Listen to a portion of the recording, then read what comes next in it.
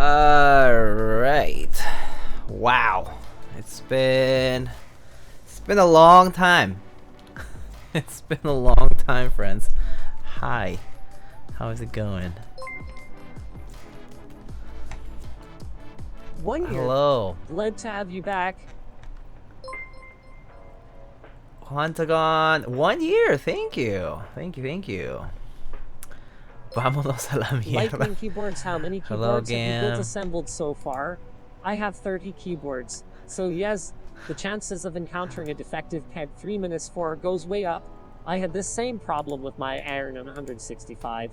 Satisfaction 75, Frogtail, Oh man, and most on it. that pasta. Thank you, So Mason. here. How's it going? How's it going? Aetherax, a year indeed. Cloudiac, hello. How's it going? Let's see who is here though. Hippo, Cloudiac, Arigato. It's the Cakes, hello. Future Bound, J Reggie, Hinker, Drua, another t-shirt built. Shocking. Cobra, what's up? Tanuki, Star Fox SNES, hello. Whoa, Eric, hello. Charisma, what's up? Also, Ponearth, Hinker, thank you. Funzy, can't watch us saying hello. Hello, Save my Funzy. prime just for you. I hope you have a good night. Or, well, I guess it's almost morning now, but how are you? Is that Linus? Yeah, it's the Linus text to speech. Save my prime just for you? Thank you, Eric. Miyago X Ronin merch when? Expect Gildan cotton shirts. Cheap. Easy. Alright. So let's get started. It's been a while, friends, though. You know, it's been, I think, let me see my calendar here. It's been short of 3 weeks. Short of 3 weeks since we last streamed. I mean, short of 4 weeks, short of a month actually. Actually, let me post on Insta or something here. Finally back, catching up with builds. Gaff 910 live. Build live. Alright, cool. I think people can figure out my link. No, I can't trust people to do that. So we'll just link it. Alright, your story. Alright, cool.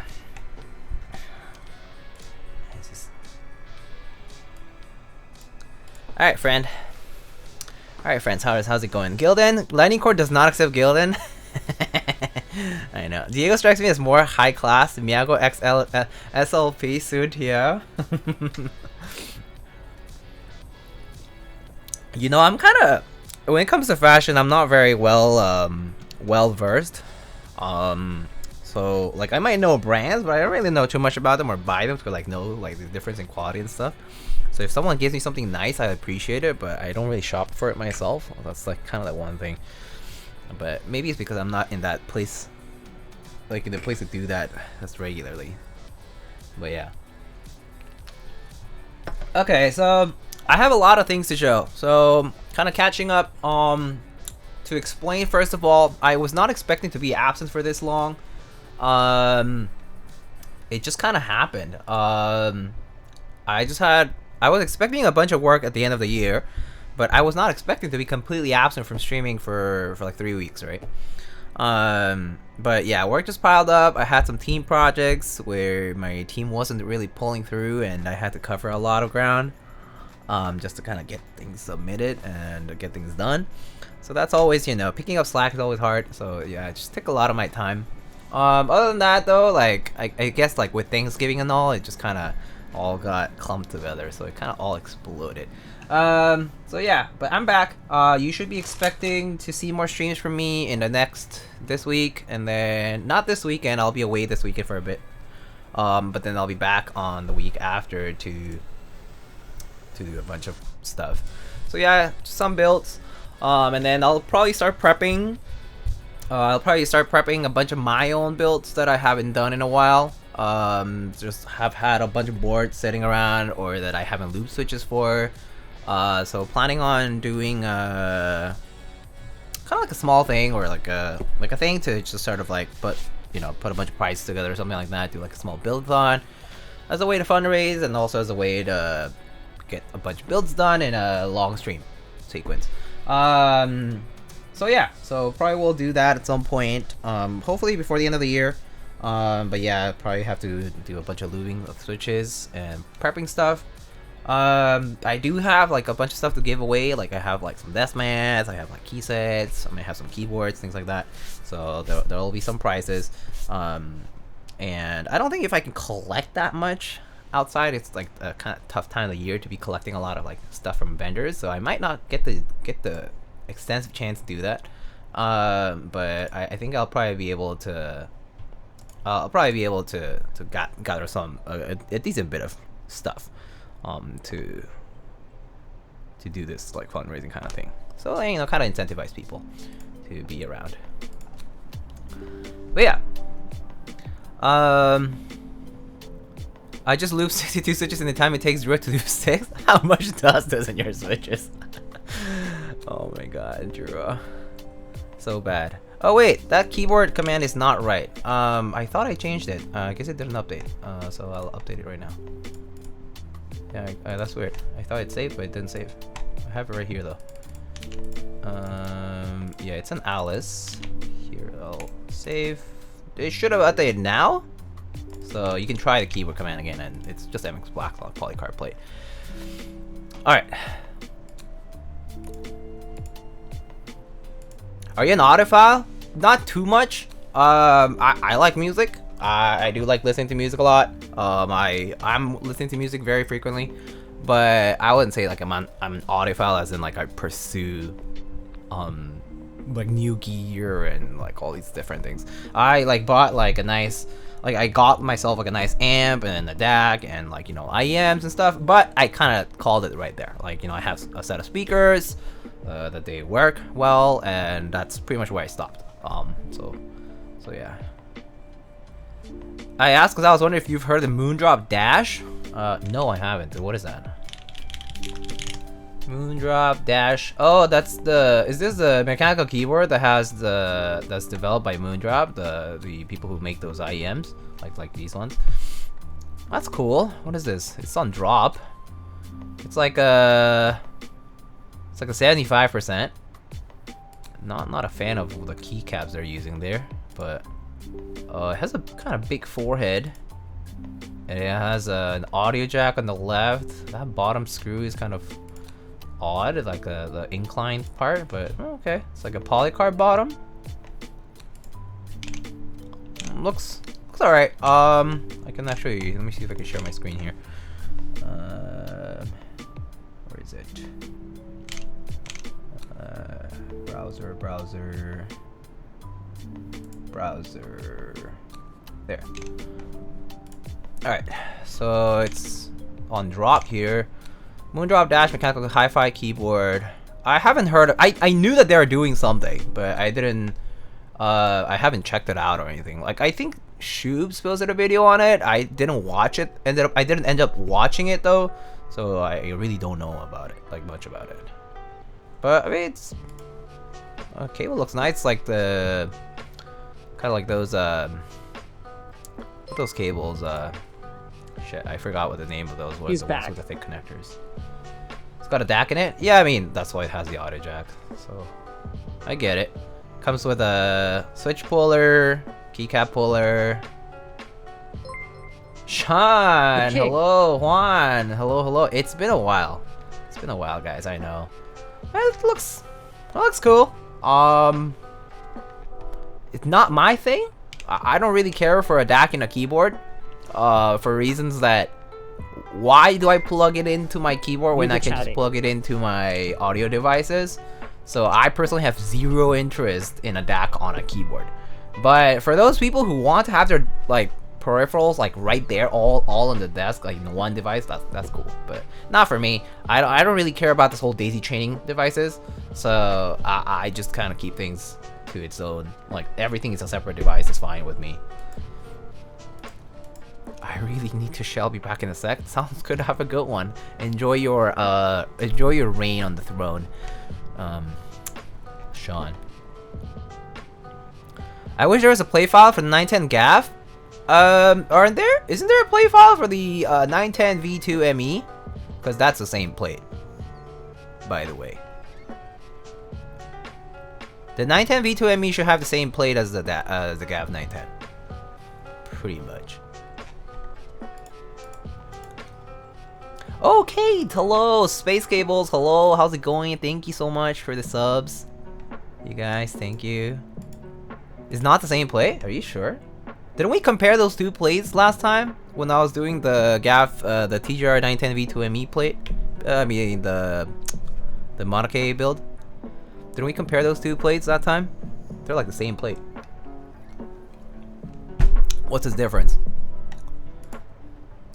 Isn't the ME the original 910 plate? No. Have you looked at the file at all? No. The ME uses the new mounting points for the top mount, so it's different.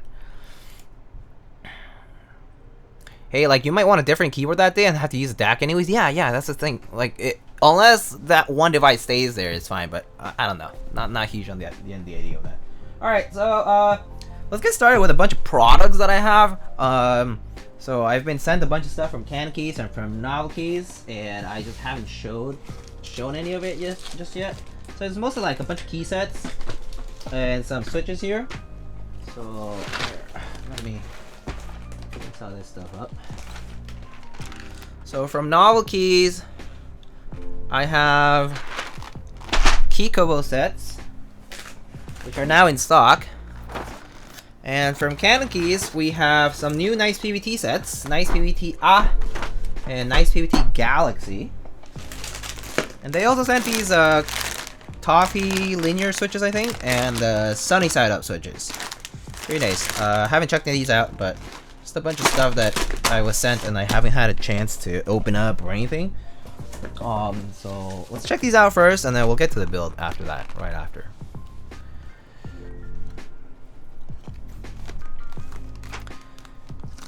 Alright, so shall we start with the ABS and then we can go to PBT since it's right here in front of us. So let's start with the ABS stuff here.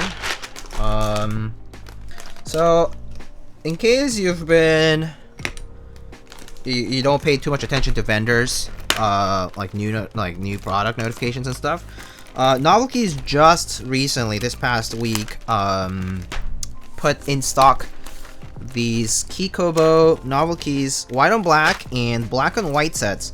And what's kind of cool is that these also include accents. So for those of you who might not know, Keykobo is a new ABS double shot keycap manufacturer, I believe based in China. And they produce, you know, very competitive and compelling you know, products here that would compete pretty well with GMK in this case. As we know that a lot of people regard GMK to be like kind of like the peak point of ABS double shot keycaps, right? And so Keykobo here is kind of competing directly against that, and they pretty much have also like that cherry font kind of mostly down, and so we're gonna be checking some of that. So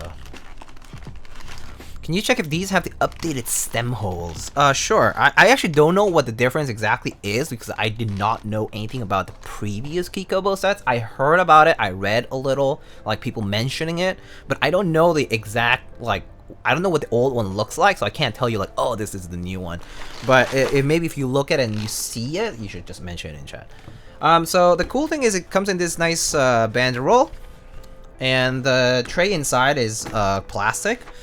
So these are plastic trays. It looks like it's a duplex kind of tray where it has two floors and a cover. The cover is kind of similar to the way the trays from old trays from GMK work, where they have these buttons that kind of go into like these holes in of the plate. I mean of the tray, and so they kind of grasp onto that. So you can remove the tray like that. Just remove it. It's all plastic. And so I heard that the Kikobos are pretty loose on SP stars. Well, I have some cherry switches here, and I guess we have some other switches here. I think these might be JWK, so we can check on those too. And I do have some other boards that we can try out on. So I don't think I have an SP star built right now, but we can see what else I have. All right. If you bought all these sets from GMK, it would be over 200 bucks. Yeah, I mean, if you assume that each set is around like 120, 130 bucks, like maybe on the group buy pre-order, or even like in stock, right? For white and black, it's a little less, like it's like 99 bucks, I think, from drop, usually. All right, so we can start with white on black. Maybe to compare this, I should bring a board with white on black on it. Actually, I don't remember what boards I have currently on with white on black, so let me just check, double check here. WoB.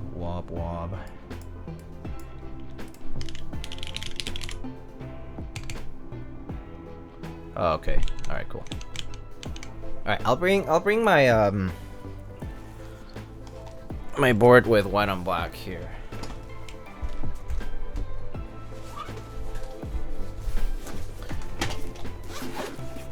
Okay. Are there scoops though? I don't know. Let me see. So let's first look at the compatibility. So if you go on to Novel Keys website, right, you will be able to find the sets, right? So Novel Keys, actually, if you go to novelkeys.com right away, you'll see the Kikobo white on black. But if not, I'll just post it in chat here. So there's the link for Kikobo black on white and Kikobo white on black. I mean, or if you want the other one, it's right here. But so these are $99 from Novel Keys, and these do include these accents. So if you take a look at the kitting over here, you can see that it includes basically basic 625 compatibility, so 104 compatibility, an extra F13. You have split plus keys and the split 0 key stuff, or the 1U0 key rather. You have some UK ISO support. You even have some basic 40 support with the 1.75U backspace and whatnot. You have you know, full touch control, function key. It does seem to include a form of either flat or scooped keys. Oh yes, it does include scoops. It does have scoops. We have scooped keys over here. It does include scoops, and then it includes, you know, split space bars. No 3U space keys. It has the Alice stuff, so like 225 and 275, and 2U as well. 7U bottom row, and extended 65-75% support, as well as a whole set of accent RGB keys. So pretty cool. Very nice kitting for $99. Very, very nice. Like, this is pretty much the best. Like, it's like a very, very good all-in-one kind of kitting. So it really comes with everything. So very, very nice. And so here I'm gonna take out a board that has white on black. Maybe we can see some of the comparisons. I'm sure that other people have already done some comparisons, but we can take a look.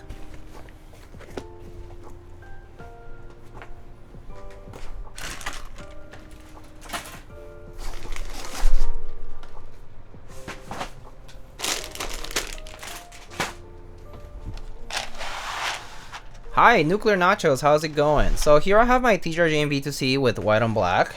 So this white on black is GMK white on black. So it's this is gonna be actually GMK originator version, same thing.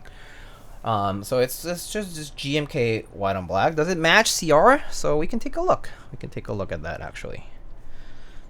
Okay. So maybe I can grab some keys here, and you can always like compare like some of the number keys. And we can do some comparisons, right?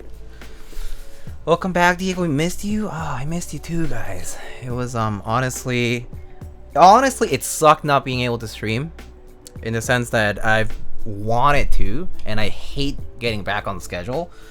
But you know, not being on schedule and with stuff that I promised people, I had to like push back some stuff. It was kind of messy, but it was, you know, it just kind of goes. So I'll actually remove some of the keys here. So actually, I guess I should remove a whole bunch here. So you can just put them side by side. So I'm gonna put like the tilde next to the tilde, and then I have the GMK1, Keykobo 1, and then GMK2 and Kikobo 2, for example.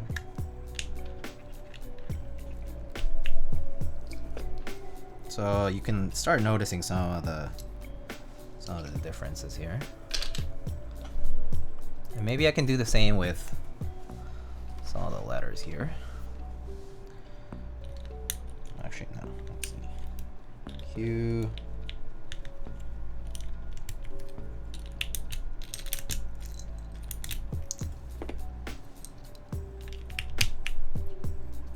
Just like side by side, kind of, you know.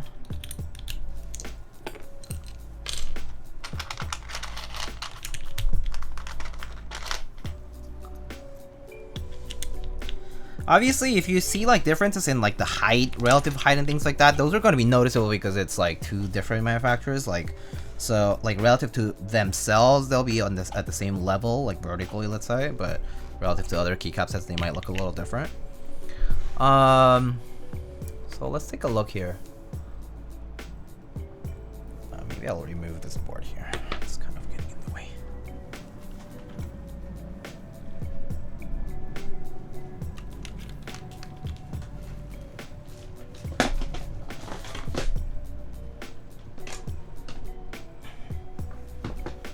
Okay. So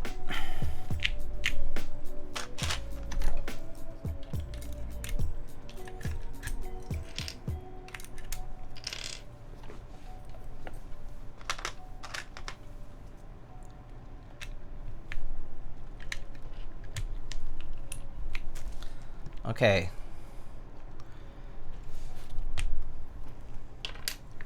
So also, just keep in mind that this is not brand new GMK, FYI. Like, I don't have brand new GMK here. This is somewhat used GMK. Like, I've been using this for some time, right? So just keep in mind that it's not gonna be like the same shine texture as it is with new GMK. Okay. So this is GMK and this is Keykobo. So it's always gonna be GMK Keykobo, GMK Keykobo, GMK Keykobo. GMK Keykobo, GMK Keykobo, GMK Keykobo. So you can obviously tell that my GMK is more shined up. But overall it looks really good. It does, yeah, someone did mention the Kikobo does look a little bit darker. Honestly, I have to say, if I turn off this light too, the difference is very slight in person. It's barely noticeable, to be honest. It's black, okay? White on black, the keycaps are black, okay? I personally wouldn't be like, oh, it looks dark gray instead of black. It's black. It's definitely black. Whether it's GMK or whether it's Kikobo here, if you're noticing some differences in like perceived color, it's probably like the lighting, but it's definitely black. Kerning alignment, yes. I think kerning alignment is best checked when you have a full row, so we can mount some of the full set of keycaps here. Oh, kind of stories those keycaps. Can you compare J and P? Yeah, sure. Let's see. The Toilet King is back, but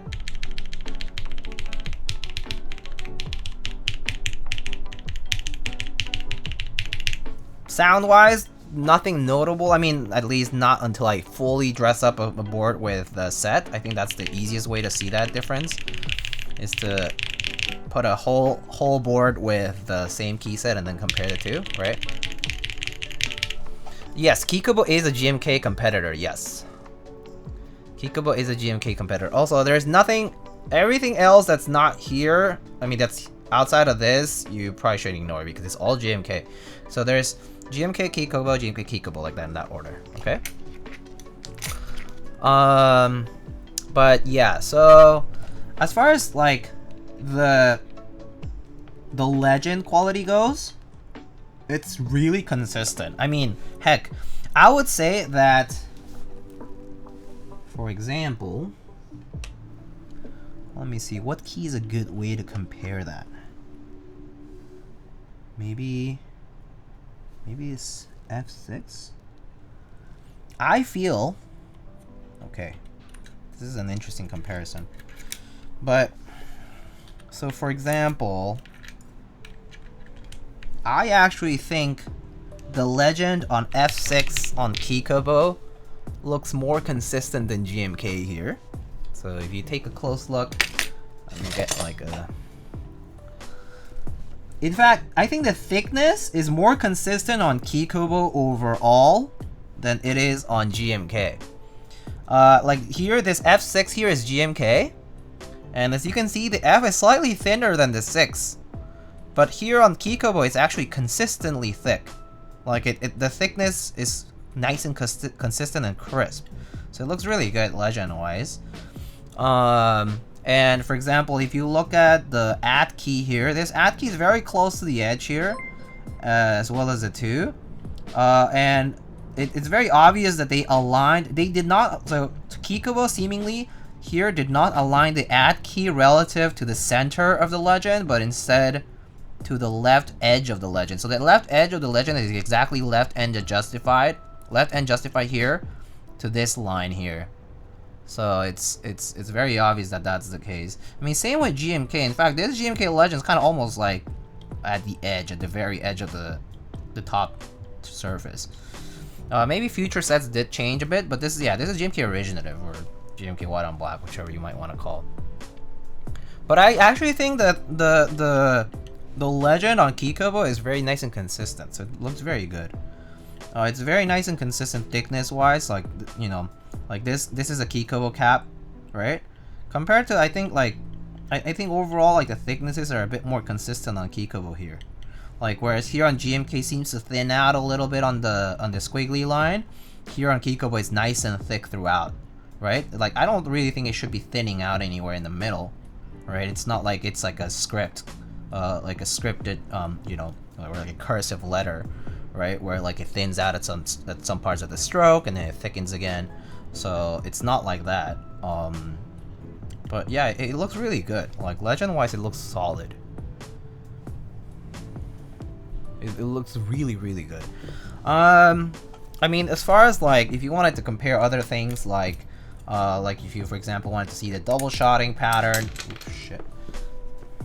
That's gonna be hard to know.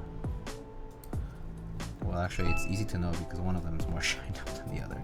Okay, yeah. So, for example, this on the left side here is GMK. And then this on the right side is Kikobo. Double shot wise, you know, honestly, both look good. It looks fine. Fitment wise, it looks to be nice and tight. Doesn't really come off or anything.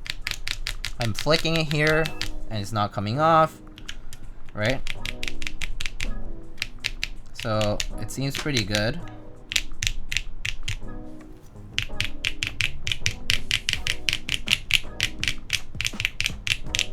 So they're not flicking off the stems. So at least on Cherry MX Brown stems here, they're holding on fine, right? They're not really like very loose or anything. So yeah, so pretty good. At least stem wise, I think that was the big thing that people are concerned about. It's stem fitment. Stem fitment on these sets look pretty good. Virtually the same on the screen, yeah. The only real negative that jumped out with them is a 2-word backspace 1.5 view. Yeah, I've noticed that difference before on a render, I think, or on someone's picture. Oh, wait, oh, never mind. You're right. Yeah, the 1.5 view backspace on Keykobo is like this. It has backspace. Not a huge fan. I think backspace would just fit fine on this one as a 1-word legend. They could probably make an updated mold of this one. So I think with time you might see an improved version of this. So, and okay, let's see. People wanted to compare J, N, and P. J, N, and P. Okay, sure. So I'm gonna put some of these back here.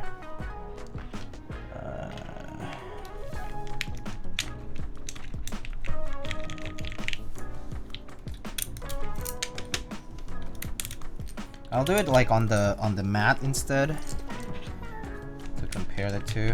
Might be easier. Now that I've been just touching these up, I'm like, it's harder to see on the keyboard actually.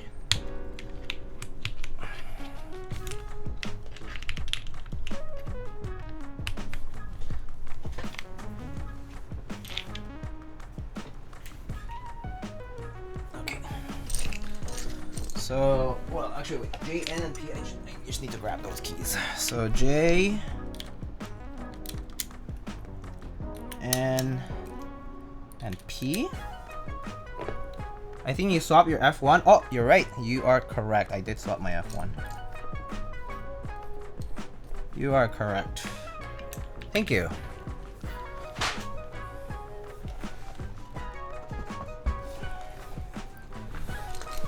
Alright, so this is GMK.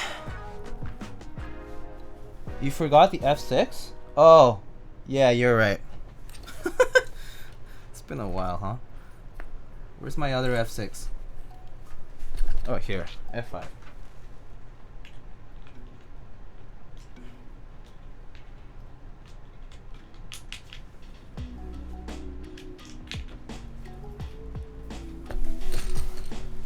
Okay, so J and P here. So let's do J and P. And then, do I have a piece of paper here that I can use? Yeah, okay, cool.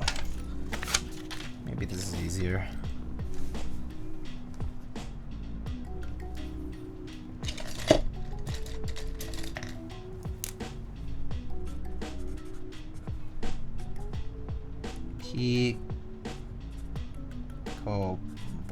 Keykobo.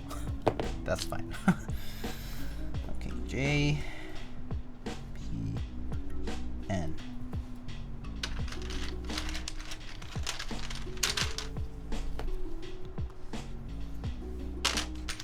So I guess I have Scoop J here, not barred.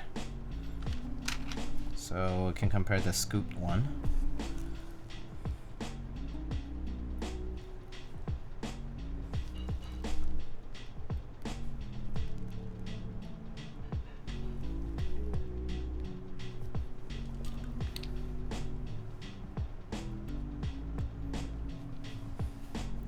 So there's a small difference there. I'll zoom in a little more.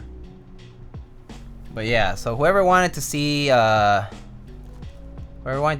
N, and P, there's a difference. Yeah. Looks really good. The scoop also looks nice. It doesn't look, it looks just about the same. So it looks very, very good. Very, very good. In fact, I actually think, well, actually, this end key, for example, the roundedness of this bottom portion is like minimally thicker, but like the radius of this turn here, like if you could put a circle inside of that corner part, like it would be a little bit thicker than what it would be at the tip of the end legend. But honestly, it's a very small difference. But it looks very good. Yeah, corner of the P key does look sharp. Yeah, it's a nice, it's a right angle. I mean, but so does on the GMK key. Honestly, it's pretty sharp too. Honestly, Kikobo looks really damn good. And yeah, like if you want to compare some of the double shotting, I can take a look. But it's effectively just very, very consistent. Oh, that's interesting. Was it?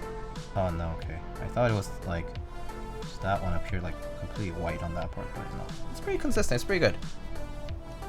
Can you check the mod keys? Yeah, we can compare some of the mod keys. Like what's a good example of a mod key you would compare? I think enter tends to be a pretty good gauge for that. Enter. Oh, but I don't have the I need to get the, or maybe some of the bottom row?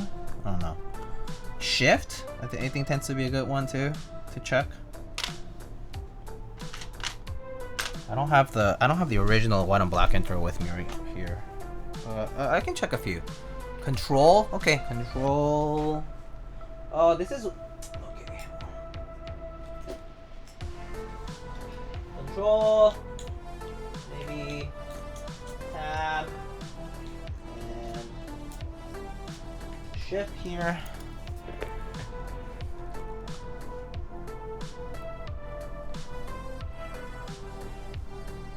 This is R5 though, so a bit different by the way, okay?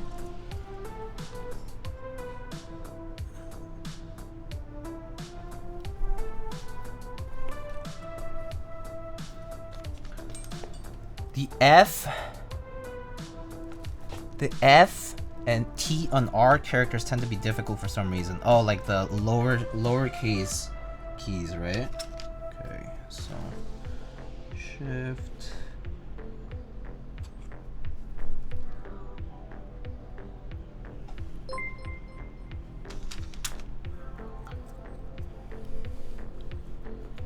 Fishy, hello. Thank you so much for the Prime sub.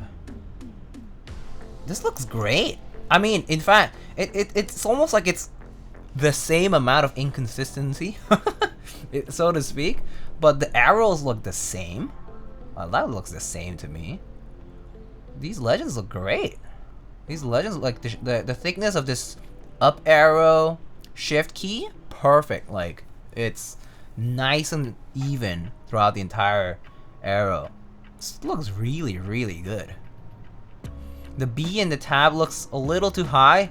I mean, I actually think it's more noticeable basically because this vertical part has a bigger like this divot is a bit like more carved into the B, but I mean honestly,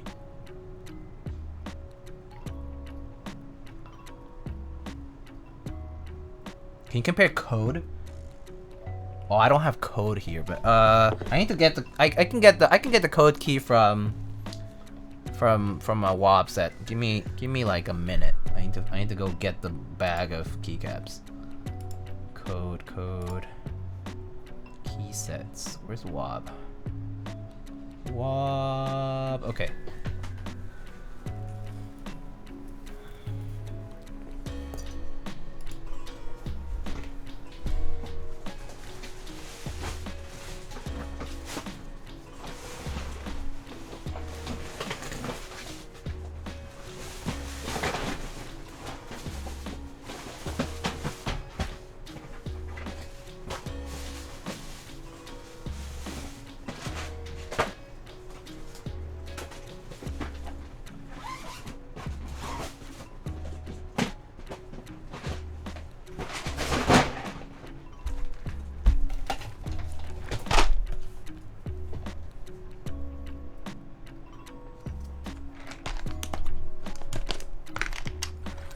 Code.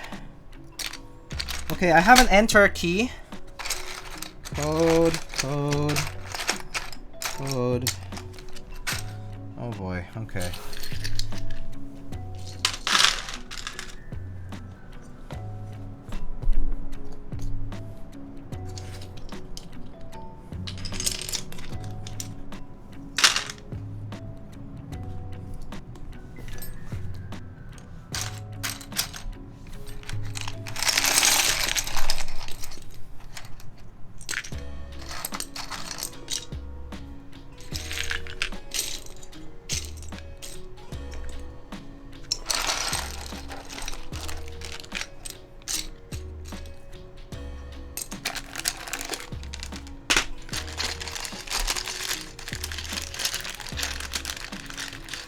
Found it. All right, code, GMK, Kikobo, and then enter GMK Kikobo.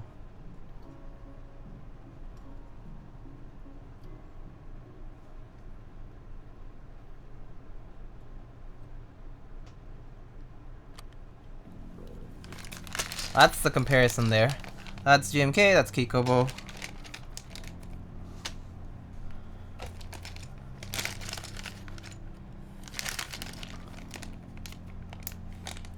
Reset stems, let me see. That's an easy check.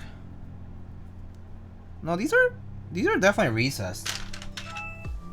These are definitely recessed. Easy way to check is just put a ruler and the stem either comes out to the top or doesn't. But yeah, no, this is definitely recessed. I'm not, let me see if I can show you this, but it's definitely recessed on the Kikobo stems here. Yeah, there. Can you see how? Oh. Yeah, see how it's recessed? So there is a recess on the stems too. There you can see the gap. So it's pretty good. It's pretty good. Pretty nice. Old Keykobo is better than new Keykobo. Oh my gosh. You guys are just memeing. Alright, but yeah, Kodo was the only one that looked significantly different than another pick I saw. This looks kinda close, doesn't it? Fishy.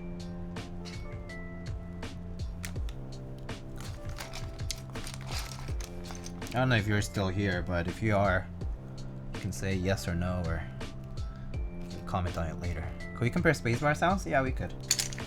Alright.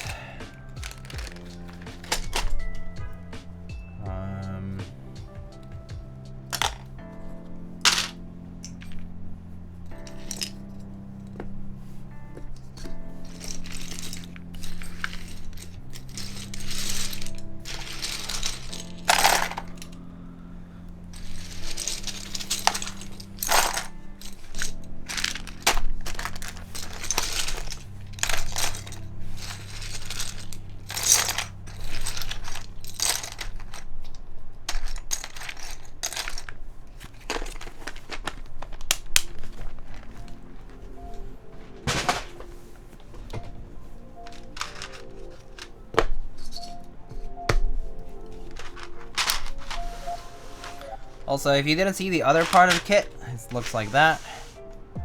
That's the rest of the kitting here. So you get red and blue and green enters, as well as escapes, green shifts, red controls, and blue alt keys.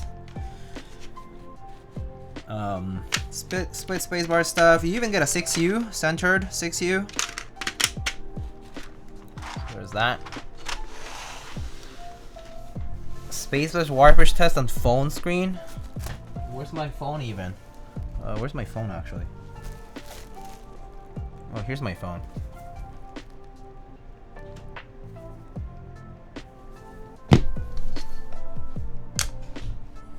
Wait, so wait, hold on. Let's just, how do I should just turn off my phone. Okay. Cool. So this is GMK. This is GMK. Leaked? No, I mean, we only had like random stuff, so. And this is, seems fine. And Kikobo just seems to be about the same to me.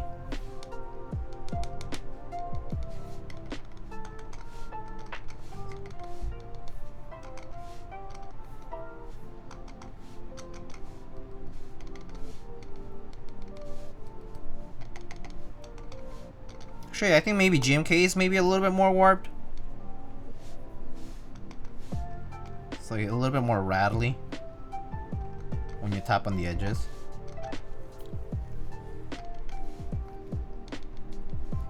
Yeah, I actually think Kikobo might be a bit less noisy.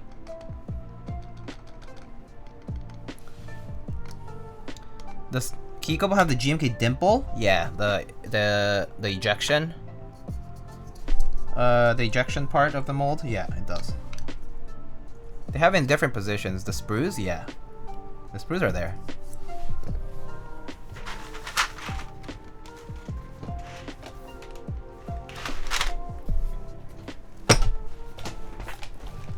Alright. So we can compare the spacebar here.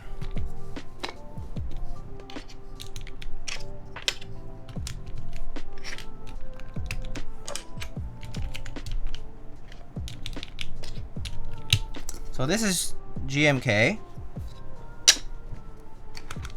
brand new. So I can turn off the music. Hold on, I'm not sure if it's probably still on because I don't have my headphones on. So, all right, so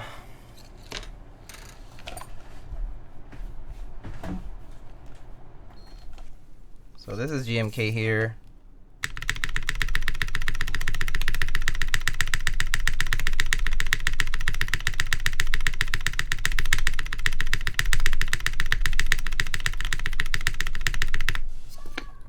And then, let me see, where's my...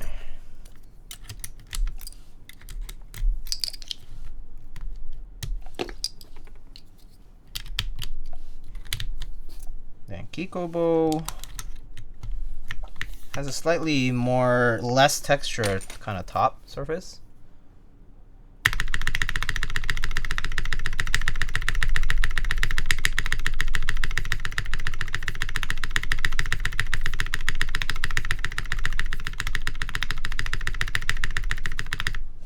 Honestly, the difference seems pretty...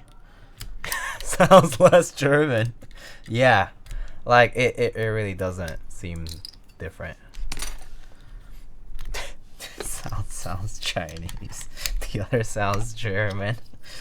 Yeah. Really not different. So kind of seems to be about the same to me. Has a German accent to it. Alright. Yeah, so about the same as far as that goes. Alright. So I think we'll wrap up the Keykobo overview there for that. For the WoB set and just the close comparisons here. And yeah, less lead up time. That is true. That is true.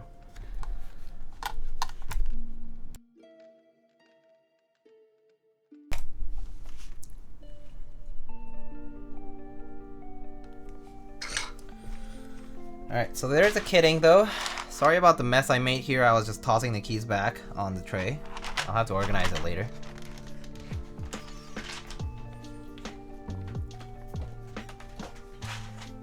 But, okay. Let's take a look at the other stuff really fast here. How do you rate browns and CF? I'm really enjoying blacks and carbon fiber on my Jane. I really like browns on carbon fiber. They sound really good.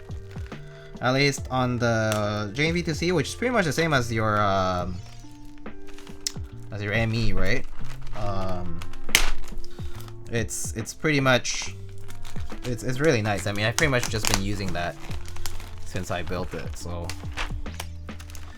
like I didn't really change any of my B2C build at all since I built it. All right. So black on white, on the other hand, it's a little different. Of course, colors are inverted, and I made it. I made it. Hello, Ninewalker. How's it going? 31 months. Damn. How does CF compare to Alu sound-wise? I think they're just completely different, right? At least for tactiles, it's a very different sound. I would say for linears, maybe less noticeable, but for tactiles, I think carbon fiber tends to accentuate tactiles in a different way compared to aluminum. I like it personally. I like carbon fiber and tactiles quite a bit. I recommend trying it out and just kind of seeing how you like it. Yeah, it's like a good dry sound. Yeah, kind of. It's like different from FR4 too. But it's nice. I like it personally. All right, so this is Keykobo black on white. The white is it's kind of a nice and creamy sort of white here. I don't know if it's like CP like or WS1 like. No, it's pretty much like WS1 actually. It's pretty much like WS1. GMK's is WS2? No, GMK's is not WS2. GMK, for example, GMK Minimal and GMK Stormtrooper or GMK Classic black on white that Canon Keys ran, they're all WS1. WS2 is only gonna be like GMK bleached. That's WS2. Or I think, I forget if GMK Hennessy was also WS. No, that's WS1 as well. Yeah. WS2 would be bleached, Delta, monochrome, and I don't remember what others. But yeah. Hennessy, Stormtrooper, Classic black on white, and Minimal. They're all WS1. Redact. I thought Redacted used like a gray color. I thought Redacted was gray. Pretty sure Redacted is gray. It's like two something. The cool thing about Keykobos, so if you buy Keykobo black on white, you basically get a free kit of Mint Dolce accent keys, which is pretty cool. So that's pretty cool. If you are having a hard time finding GMK Mint Dolce accents, just get Keykobo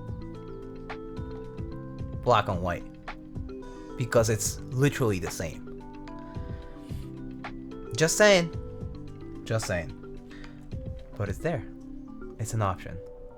Anyway, do you sell the keyboards you build? No, because normally they're not my keyboards. They're other people's keyboards that people send out to me for me to build for them, and then I send them back out to their respective owners. So normally no. But yeah, pretty cool. So the kitting, pretty straightforward. It's the same as the one that's shown on the website, but just for you to see the colors here. Nice sweater, thank you. It's very comfy, actually. Super warm too. Actually, I don't think I can wear this. Like if it's like very warm in the room, it's like just kind of uncomfortable. It's like very thick and toasty. It's very nice and warm sweater. It's very nice though. I really like it. Really happy I got some of the sweaters. But anyway, the trays are pretty sweet.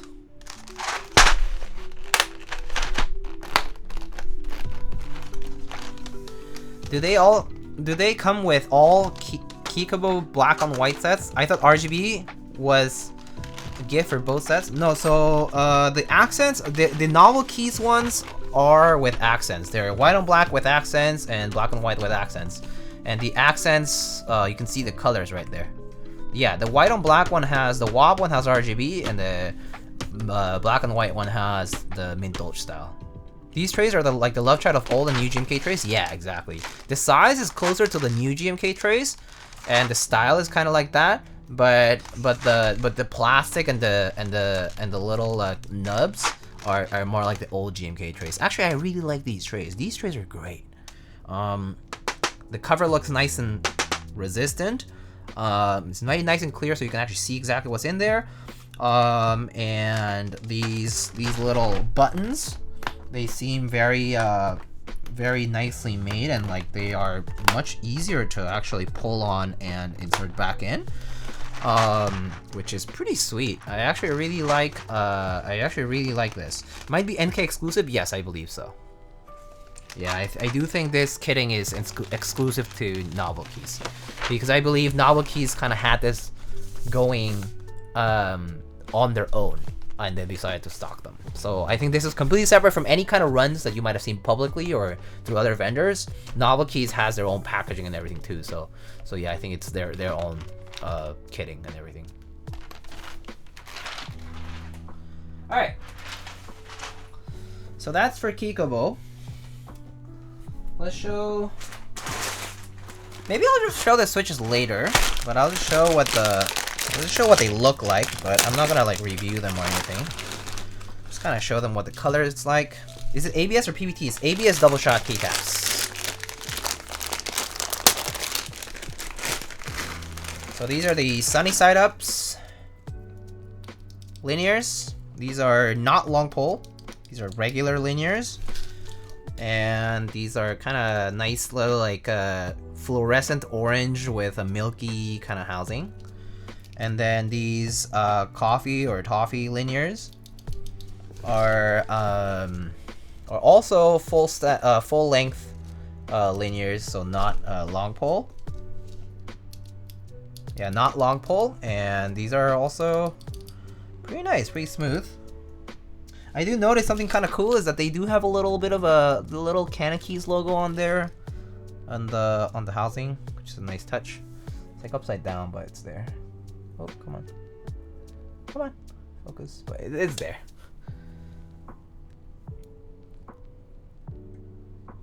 Little cool cannon for the Keys logo, nice and cute. But yeah, these are both linear switches. So yeah. But yeah, these are on Keys right now. You can check them out there. But I'll maybe talk about these maybe some other time if I loop them or something like that. I think that would be probably more useful than trying them stock. Stock, they're pretty standard JWK like kind of linears.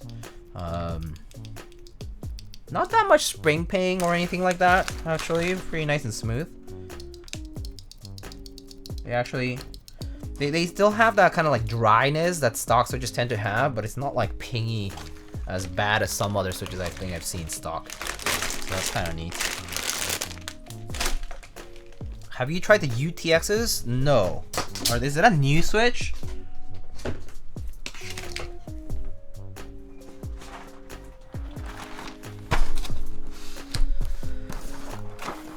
Yeah, I believe these are JWKs though. Alright, so let's show a bit of the other sets. So we have first NicePBT Galaxy from Keys. So NicePBT Galaxy uses this kind of cool grayish, bluish sort of alpha color with dark. Is it a dark blue? No, it's black with black legends. And this kind of gradienty sort of like purple and violet and blue sort of modifiers with white legends. So these are PBT and reverse dice up PBT. Dice up PBT and reverse dice up PBT. See, these are from NicePBT. Has little nice constellation, star constellation here, novelties. A bunch of these keycaps got flipped around, but these are PBT caps.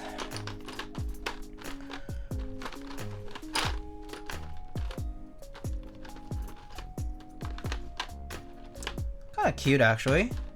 I don't think I'm a big fan of like gradients keycap sets nearly as much, just because I tend to prefer just the uniform look of like the modifiers, or the modifier colors, but it does look nice though. This is actually, they do complement each other pretty well here, at least.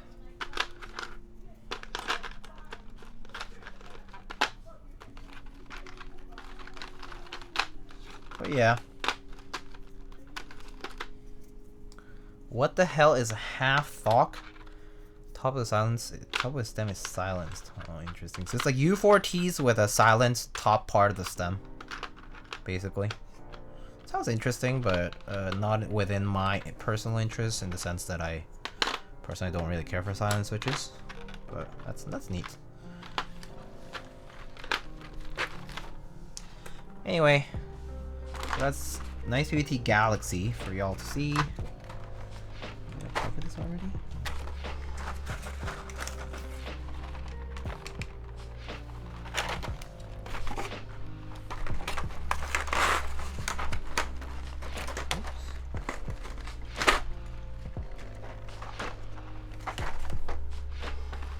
And then there's Spacebars.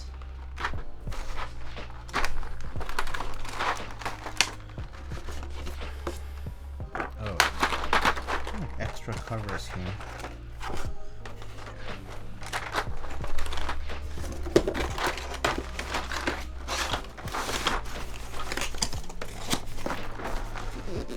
Okay, and we have NicePBT here.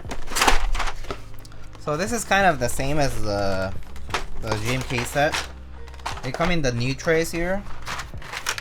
This is NicePBT, right? Yeah. NicePBT comes with the novelties as well. A variety of them. The shark theme novelties. But that's this is NicePBT Color looks pretty sweet, actually. Kind of reminds me a lot of Triumph Adler.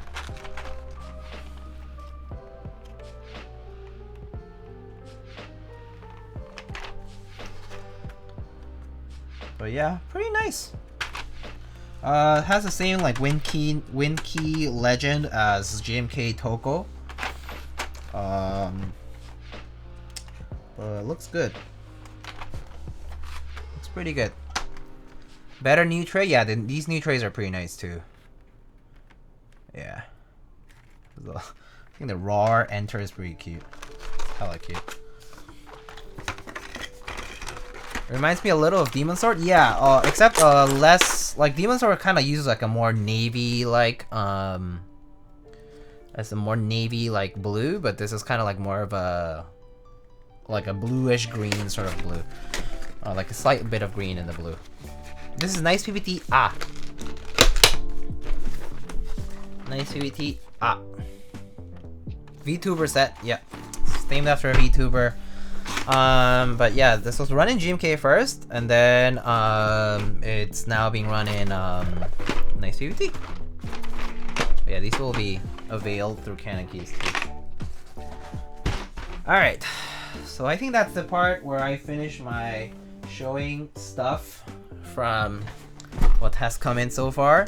I'll have more stuff in the future, so we can talk more about them as they come in. But if you have questions later on about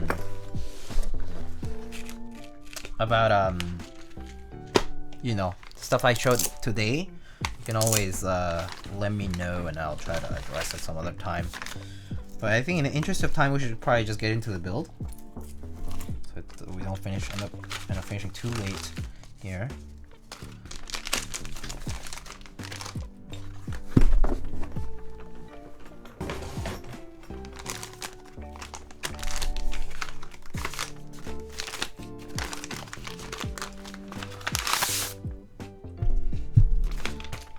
So here we have our GAF 910 here today.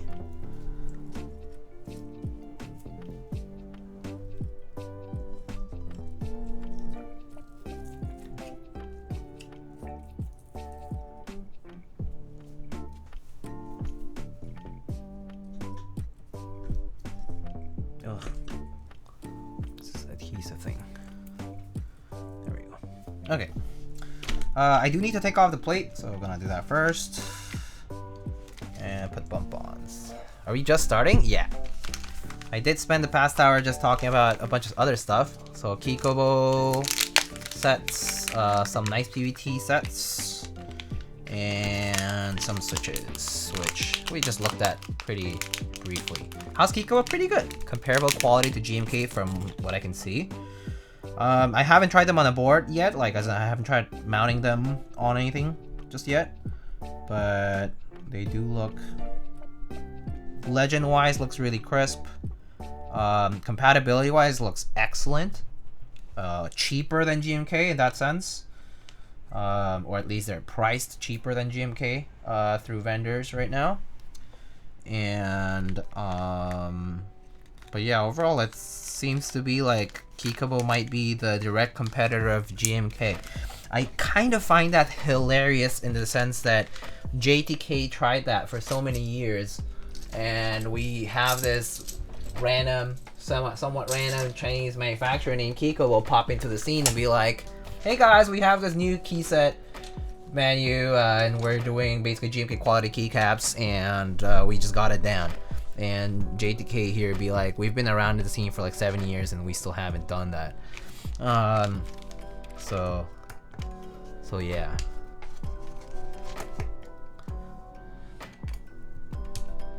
Oh wait, I don't know why I'm picking these guys up first.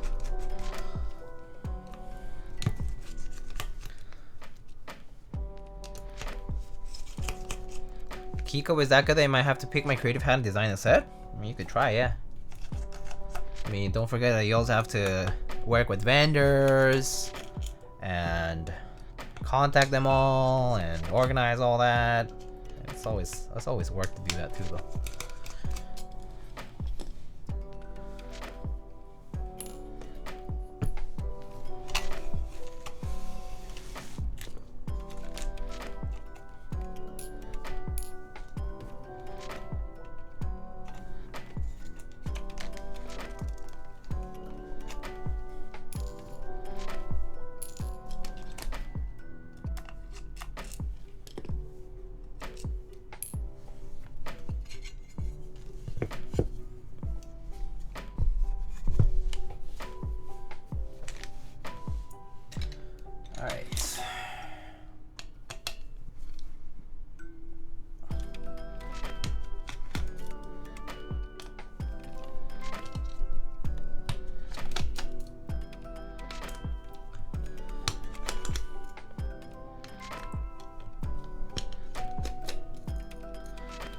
Alright, cool. Let's take these guys out.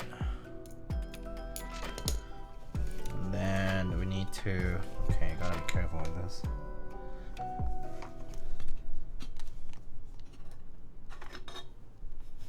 Okay. And now take off these guys.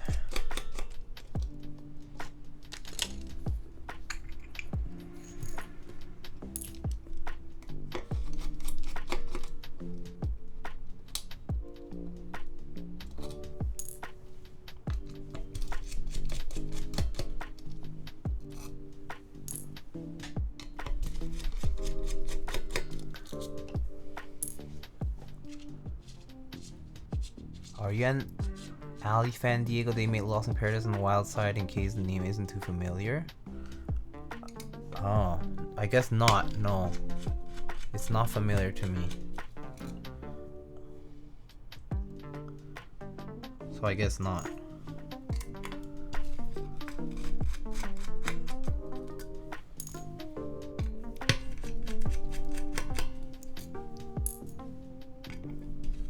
No worries. Yeah.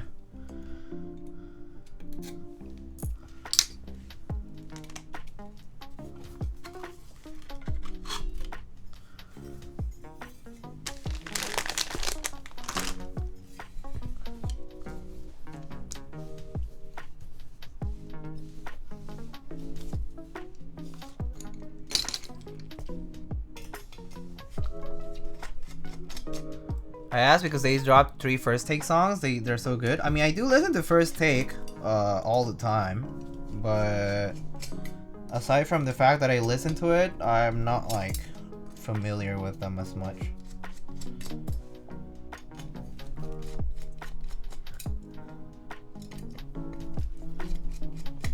Yeah, because that's the main thing. I have to be honest, I don't follow artists as much, like closely, if at all, to be honest. I just listen to music because it gets recommended to me, but never end up following through with checking out like different artists' work thoroughly. I think that's something that I used to do a lot, like in high school, college, but not anymore.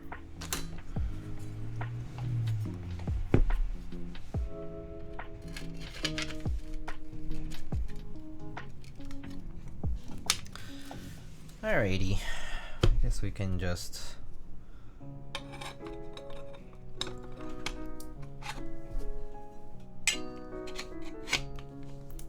put this back here for now.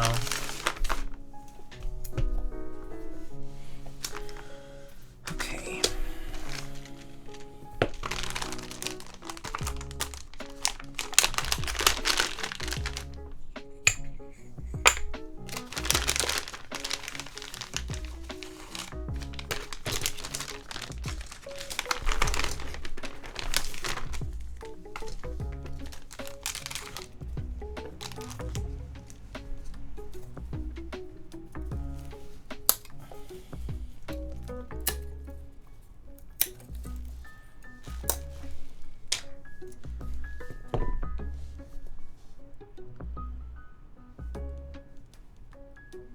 Okay, now let's test the PCB really quick.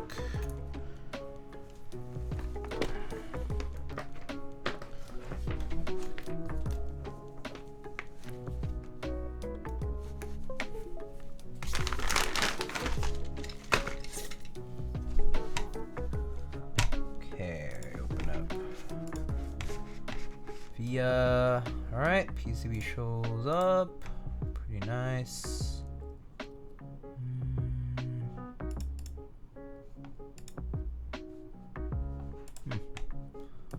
Okay. Let's see.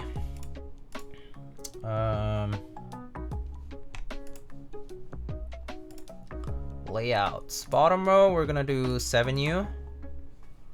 And we're also going to do, let's see, layout. Full backspace today. And the rest should be straightforward. Okay. So layers, haven't put B up on the screen, did I? Alright, so that looks fine.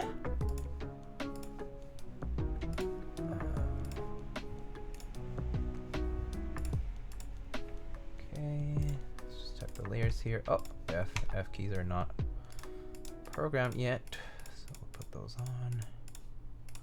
To F12, delete, tilde. I put right alt here just in case anyone needs it. And then caps lock. Alright, that should be good. Alright. Test our matrix. So I heard I missed out yesterday? Yeah, dude, why didn't you show up? I know you didn't show up. But yeah, you did miss out. We went to the meetup was fine. It was pretty chill actually. So for those who don't know what I'm talking about, I went to the New York City meetup yesterday.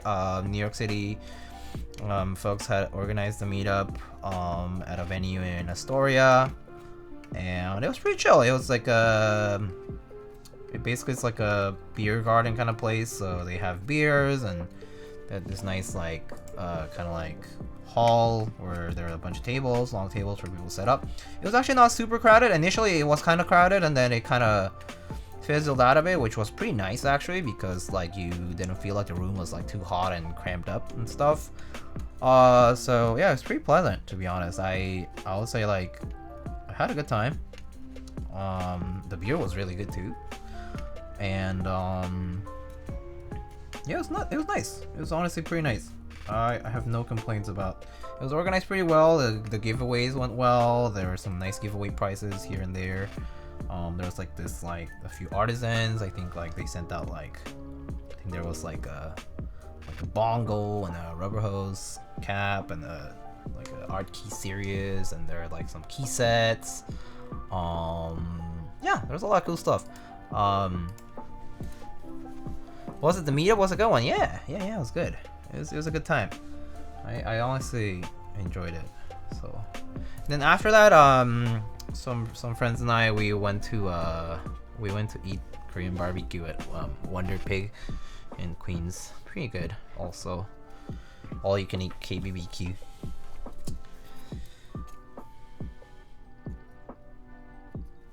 That was good too.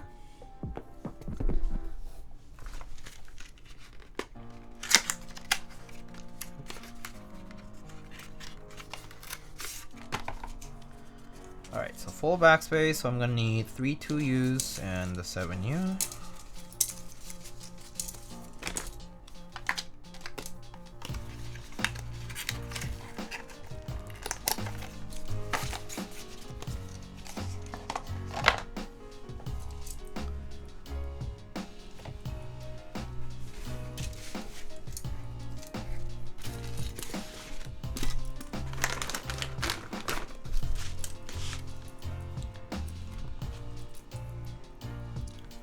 Yeah, it was a nice mix of people. I would say there were actually a decent number. There are a decent number of people from outside of town too, like not just from New York, but also people from New Jersey, from like Pennsylvania, different parts of Pennsylvania, like Philly and some other places.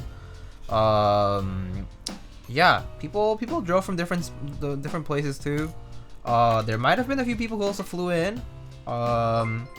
But yeah, it was nice and varied for a December meetup. So I actually had a good time, just like saying hi to folks, meeting people that I knew that were in the New York City area, that I hadn't met before. That was good. The Jaguar's nicely priced. That's good. Yeah, no, I think the Jaguar's a cool board. Should be running pretty soon, right? So I'll be building that tomorrow night. By the way, I'm building a Jaguar tomorrow night. For those who are interested. Okay, so 2.5. Any notable streamers or YouTubers? Just kidding. Notable streamers or YouTubers. I mean, there are some other people, like some vendors were there, like Click-Clack.io was there, Mex & Co was there, Yeffy, like Alchemy CNC, he was there. And then there's some like bigger collectors too who brought a bunch of boards and artisans too. Mr. Odos had gout. Other than you. I don't know many YouTubers in the first place, so I'm trying to think who was there. I know that like Dutch Master is from around here too, but I don't see him there. Who's from Jersey or New York that streams as well? Didn't see Manoli there. Didn't see Sam Pack either.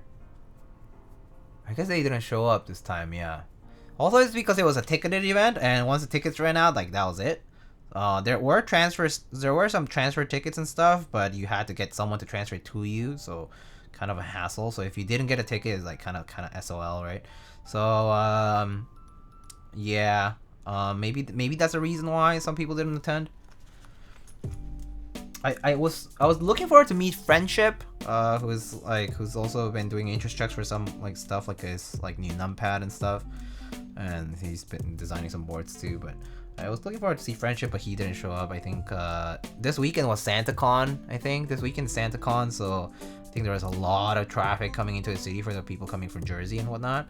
So I could see why some people couldn't make it because of traffic or just like deciding not to go at the end of the day. So yeah, I got like 10 minutes. I gotta get back to studying. New York? Yeah, New York. Yeah, New York meetup. Yeah, I really don't know many people who stream or do YouTube in New York specifically, who are in the hobby as well.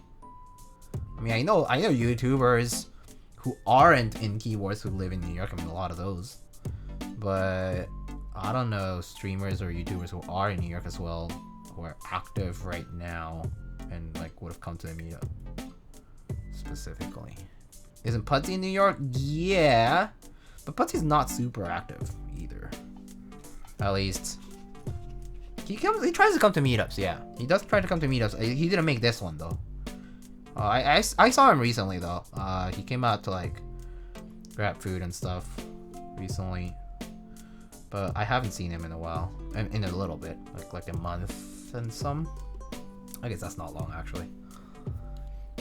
Tomato is in New York. Tomato, were you there at the meetup?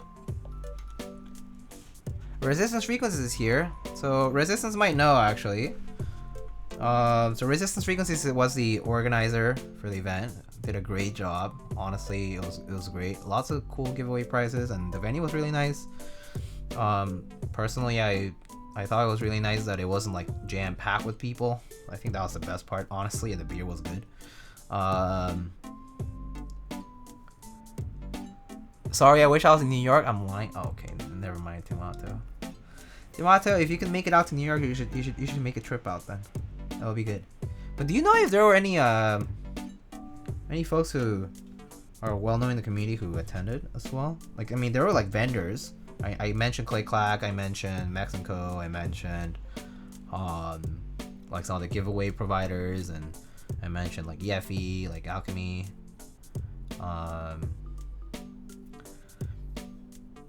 Do you still use your Audizies? Yeah, I do. Not as often these days because I was just like, I mean, yeah, I do for listening to music though, yeah.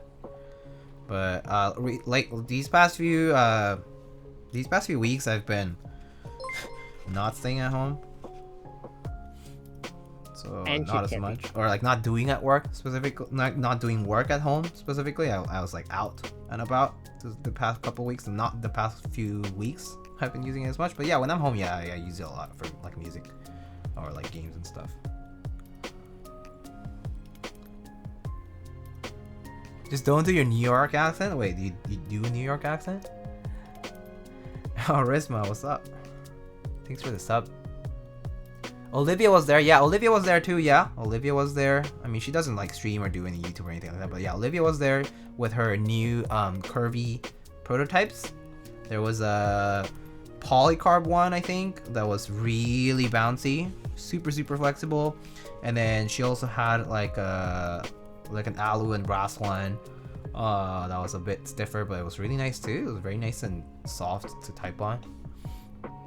She had brought that over to the NYC Meetup before as well. Yeah, Olivia showed up too. Didn't see one of keywords this time around. But they usually attend a lot of the meetups too for New York if they're available.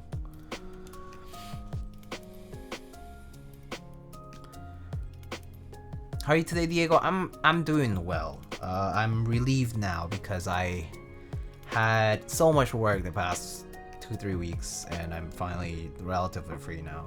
So this is the first time I streamed since like November 18 or something, which is a decent amount of time, considering that I usually was streaming like twice a week at least. Oh, Capsmith was there. Yeah, Capsmith, the maker. Yeah, they were there too. I didn't know they were like from here either, but yeah, Capsmith was there. Yeah. Anyway, I'm trying to get a new deck and amp, and I'm wondering if the Magni Modi is still a good combo. Yes, it is a good combo. IMO. I'm starting to dip into Audiophile again. It makes me a little sad. Such a money pit. I got Hi-Fi Man Hernandez for my birthday. I'm getting sucked in. Oof. I'm not jealous. I kind of pity you in a way because it's very expensive from what I know. I'm glad you got over your work bomb. Thank you. It honestly sucked. It honestly sucked. It was terrible, but it's okay. I got through it and it's over, so I don't care anymore.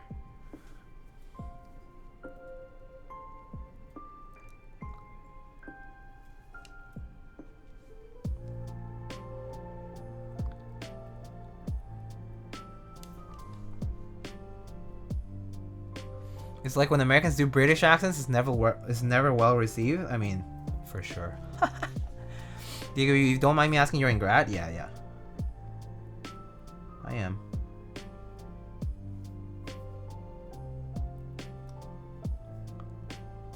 Where are you in grad for? I'm not gonna tell you that. Also, it's not even that hard to know. It's not even difficult to know that.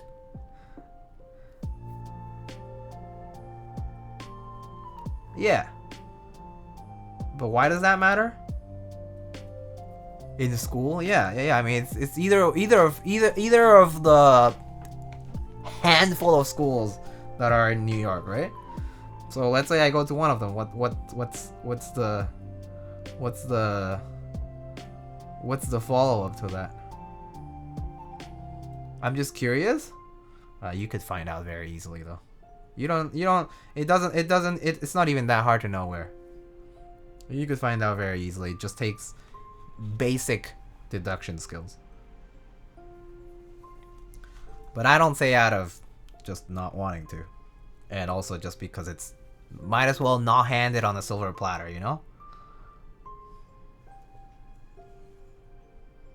But being honest, it's very easy to know. It's not like and New York is a big city, but it's not like if someone tells you like, hey, I'm doing like schooling in this, like say it's gonna be that hard to know where.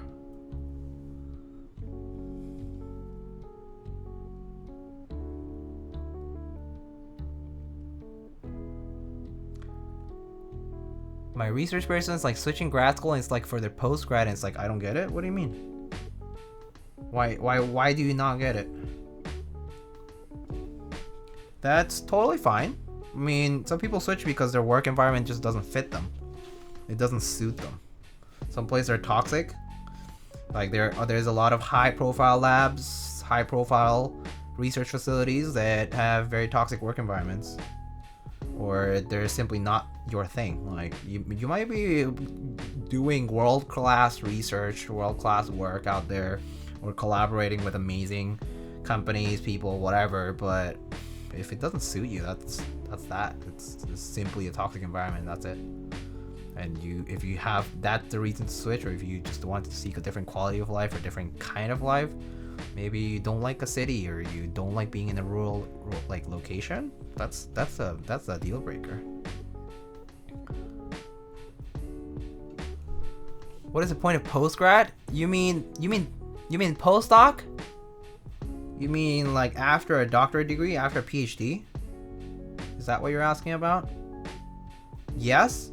Oh, postdocs normally go into specific positions in industry or tend to normally go into academia. Postdocs will normally do a postdoc because they're trying to apply for tenure track positions to become a professor. That's the norm for postdocs.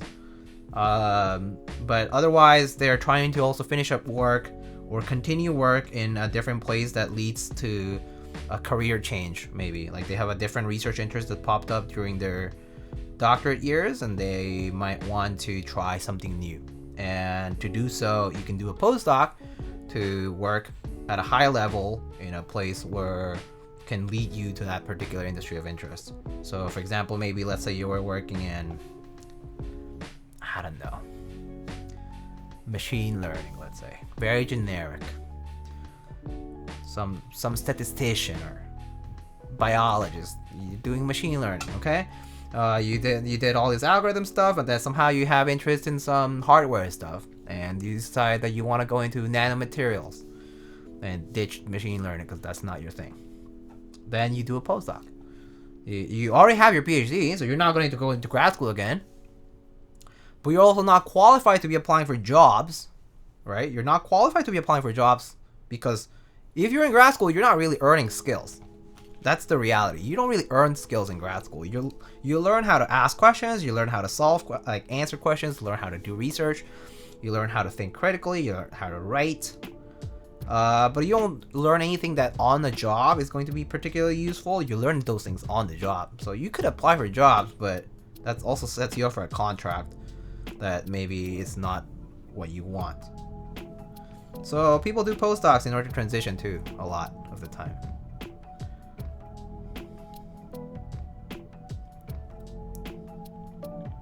So doing a postdoc is an application for your grad. It's more like a continuation of, yeah, sure. Application is fine to say it that way. Some people apply what they do, like what they always have been doing, like what they have been doing for a long time, like during their grad school years. For others, it might be a transition. So they might do a postdoc in something that's completely different, something that's completely new to them. They're like square one. But because they have a PhD, they can come in at a higher level because they know how to do work. Like, they've gone through all the ups and downs of doing grad school. You learn how to do work. And you basically hit the ground running on a topic that's of interest to you. I mean, that's why there are certain career positions in industry that require people to have a master's or a PhD, because certain things that you learn in those, like by having a higher education, can be applicable towards your aptitude to work, not specifically a skill set that you need for the work, because the skill set, you'll learn it on the job. You'll learn it once you're in the job, people train you, you work under somebody, you learn what the premise of the projects is, and then you learn skills. Like, you learn the appropriate skills for you to excel at your job. And you're essentially starting from square one. You're essentially being a newbie to the workforce. Honestly, it's a reality that going to grad school does not equate to you being particularly good at anything. Really, you're not. You're actually not. You're as valuable as you can best market yourself to be, but you're technically not inclined in any particular way. You're an expert in this one very, very fine topic, but nobody else knows about that topic, so you might appear as an expert on that, but it's kind of useless for everything else. So when you apply to jobs or a position where you are doing something different from what you were doing, you're marking yourself as a capable person to work, but you technically don't have any skills relevant for the position other than good work ethic, good work aptitude, critical thinking, and just like things like that. I'm so glad I'm like in high school. I mean, that's fair. To be honest, I don't miss high school, but But it is nice to not worry about certain things, that's for sure.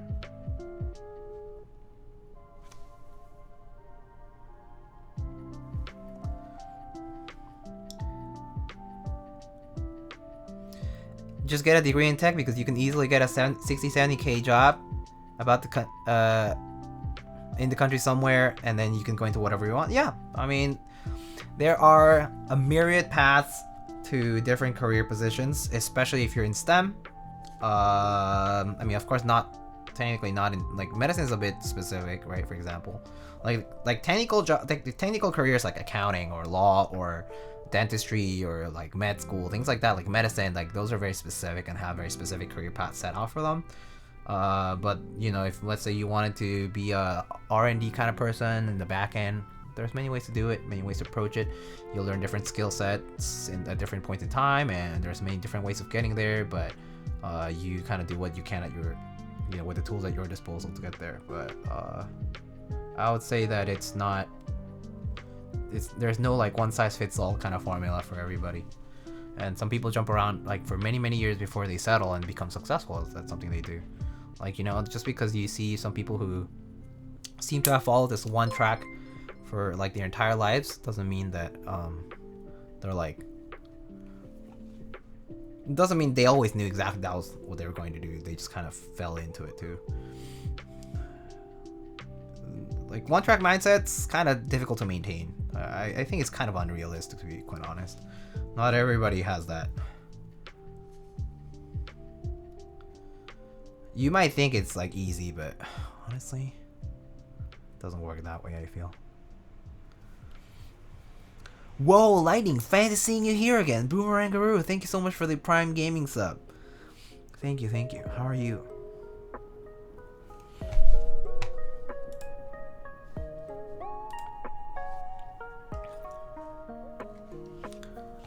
I had an English teacher with a chem degree? Yeah, do you know? I mean, I'll tell you. I was in medicine before, and you know that half of the people in medicine are actually non-STEM majors?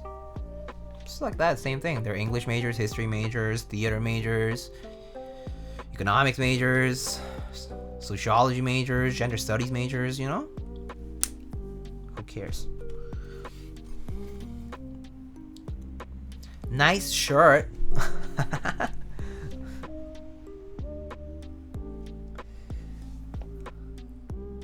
Thank you, thank you. Tiki Types hoodie. Yeah, I saw someone at the meetup wearing one. Other than myself. Well, I mean, I was wearing the other one. I have the birthday cake one, the like beige-ish kind of one with like the confetti pattern. That was really nice too.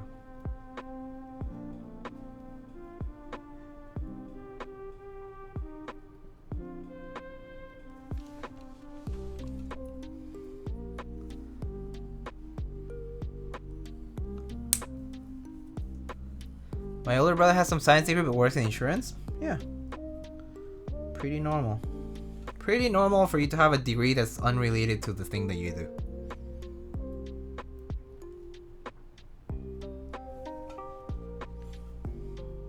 El Kwan, hello. How's it going? Oh, hi. Hello. Omniclectic. Hello. How's it going, Kate?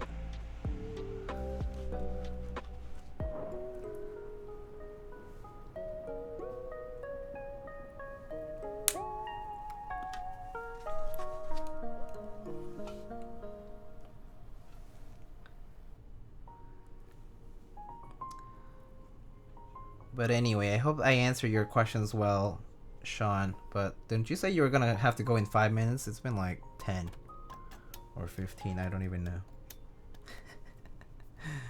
Watch my buddy build a dope board? Well, I mean, you know, I have good friends who send good boards to build. That's why we're building nice boards today. So kind of started late, so hoping but I get through these stats pretty quickly these days. I feel like it doesn't take that long anymore.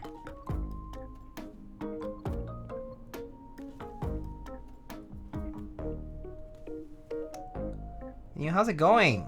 Do you guys have holiday plans?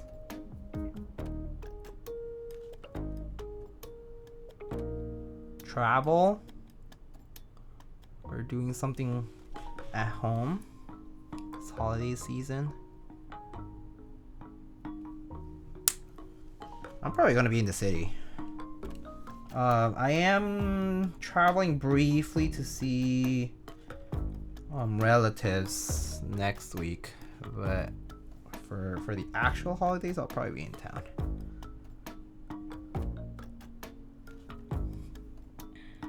Kind of nice.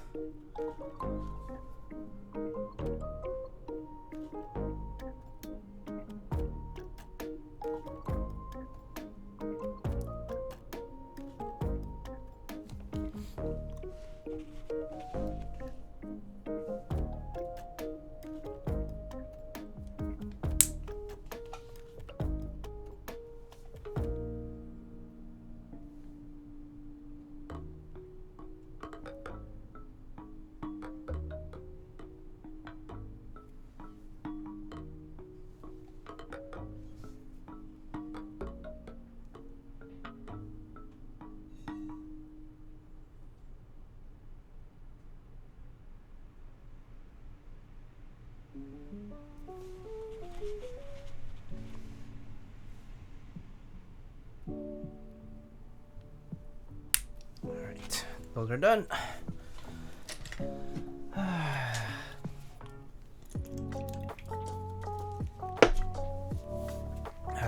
let's put the stabs on here. Let's see, I think 70 should be this one.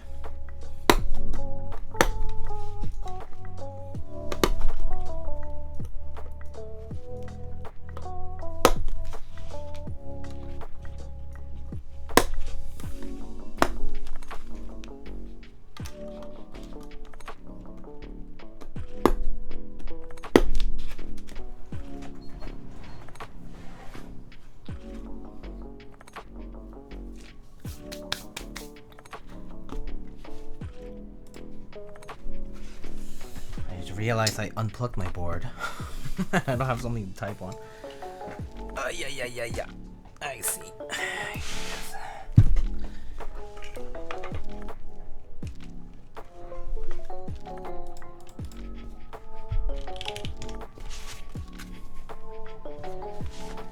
All right.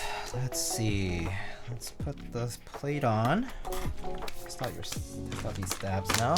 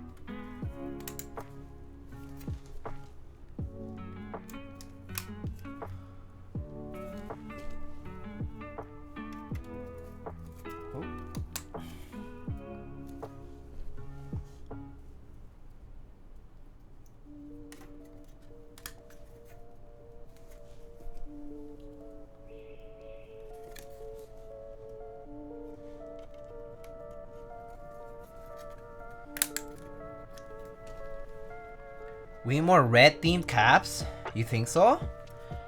I mean, what red themed caps do we have? Burgundy, Red Alert, Red Devils, Honeywell, I guess is, I mean, not quite, but it does have red accents, I guess.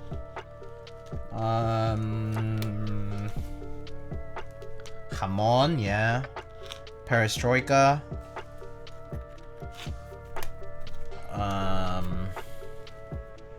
Are there a bunch now? Euro, yeah, Euro is basically red, yeah. There's a bunch, I feel. I guess, like, pure red? I mean, there's also, there were like the... What was that set that, Tom and Kanekys ran, Villanelle? With the pink legends, I think. There's that, which kind of looks a lot similar to Perestroika. What else was there? Red, yeah, Crimson Cadet. Yeah, there's a good number. I feel like most of the primary colors are kind of covered. As far as I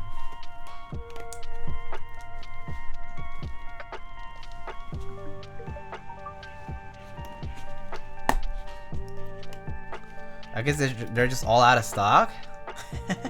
I mean, it's not like most key sets for as far as GMK goes. Like at least before, maybe more recently, I feel like there's a lot of stuff in stock. I'll hydrate point out. I'm having this nice Yuzu Mandarin sparkling water. It's just from Target. It's pretty good though. The flavor is actually not too bad. Kind of been enjoying sparkling water more lately, but I have to say I didn't grow up with it, so it took me a little bit to get used to it.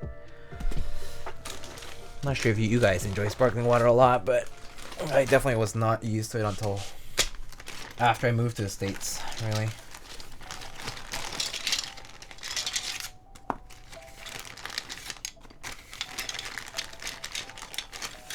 I've had that one, it's not bad. Yeah, it's okay. Do you have a favorite brand for sparkling water? Like some people preach certain brands and I'm like, makes not that huge of a difference for me. There's some good options, yeah. Perestroika rerun would be lit. I wish Perestroika reran, but not with icon mods. Yeah, it would be cool to see it with legends on the modifiers. Like with icon plus text or something like that. My fiance is all about Waterloo. Never had Topo Chico. I don't think I have. No. LaCroix. Yeah, lacrosse. I have had LaCroix. Nicaragua. I'm pretty sure I've tried it once. So, I don't know. It's like some friend had me try it, but it was nothing like. I was like, oh my god, it's amazing.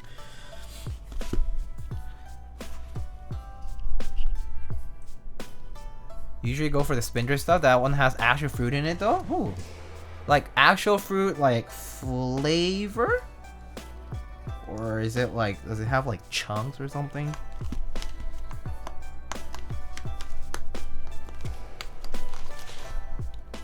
Topo Chico is a good mixer? Oh, interesting. I see. Cap with the knowledge because he's too busy mixing drinks every day.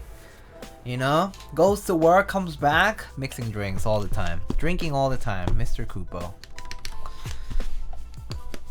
Hello, excuse me? JK.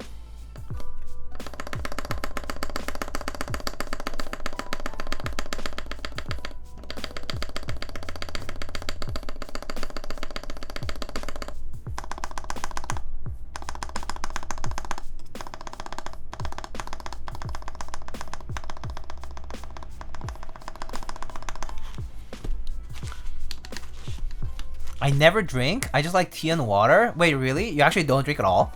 Cap? I mean, I like drinking, but mostly for social things. And I mean, generally I do, but I don't like, you know, get drunk all the time and stuff. But I do enjoy alcohol a lot, like drinking in general. Like yesterday we went to KBBQ and they have makgeolli. I really like makgeolli. I was telling people like soju is like, people like love soju, right? Because like they're like, oh my god, soju is like vodka but sweeter and like, you know, half the strength, right? I hate soju though. It like sneaks up on me, like gives me horrible hangovers. Like there's this like aftertaste to it, like overall, that I just hate. Like it's like, I don't know, there's like alcoholic kind of like aftertaste to it that's just disgusting. I hate it. Even though it's mixed, like it's okay, but I don't like it. But what's my favorite drink? I like Negronis a lot. If I have to say like a cocktail, I like Negronis and old fashions a lot. I enjoy wine a lot in general. Just wine in general, red, white, you know, pink, you name it. I like wines in general a lot. Don't drink them as often. And then lastly, like I do enjoy tequila and whiskey just straight or on the rocks or something like that. But I do tend to go for cocktails more than just straight. But yeah, otherwise if it's something light, I'm mostly drinking beer, makgeolli, and wine. Yeah. But soju I don't like. It just gives me bad hangovers. Vodka I actually don't like either that much. Maybe when it's mixed with a bunch of other stuff it's good, like in certain cocktails. But flavor wise, I would rather drink a tequila. I'd rather drink a whiskey, you know, bourbon, whiskey, whatever it is, right? Scotch. Cognac is pretty good too, but definitely don't have that like often, if at all. Rum is rare for me. Rum I will rarely have it actually. I feel like I'll only have rum when people offer it to me, but I would never seek it out by myself. It doesn't taste that good to me. It's okay, but I don't think I don't have the acquired taste for it. Maybe it's because I haven't tried good kinds of rum, like different kinds, so I can actually tell the flavors apart and enjoy one over the other. Haven't had that experience with rum. I don't feel like I know people who know much about it in the first place, so I never really endeavored to experience it. On the other hand, I think a lot of my friends and people who I know tend to enjoy wines and whiskey and tequila a lot. I think those are the three things that people around me, and including myself, drink the most. Yeah. A lot of rum in the US has a lot of sugar added. Oh, maybe that's why. Yeah. So I don't like any... I mean, alcohol in general is a lot of sugar, right? But there's some things just kind of give me, like, upset my stomach a lot after I drink. And I think I kind of like automatically avoid certain things just from like past feeling of that, having that kind of experience before. Definitely don't drink nearly as much like casually either.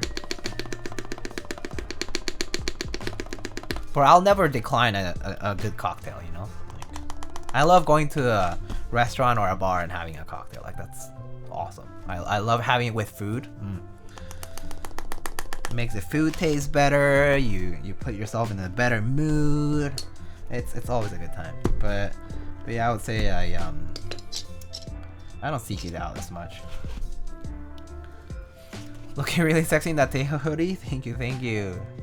Shonies, how you doing? Is that the Tia Typer with his own merch? East Coast office. Tia Typer. Just kidding.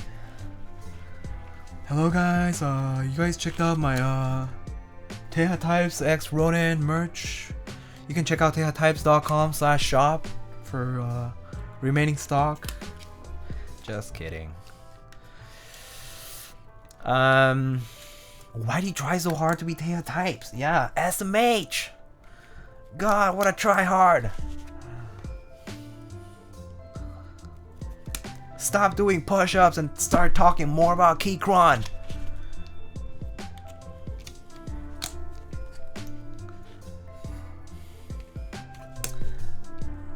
I came here for Moto K effect. Not for your goddamn stupid merch. I don't care about New York City made fancy cotton wear.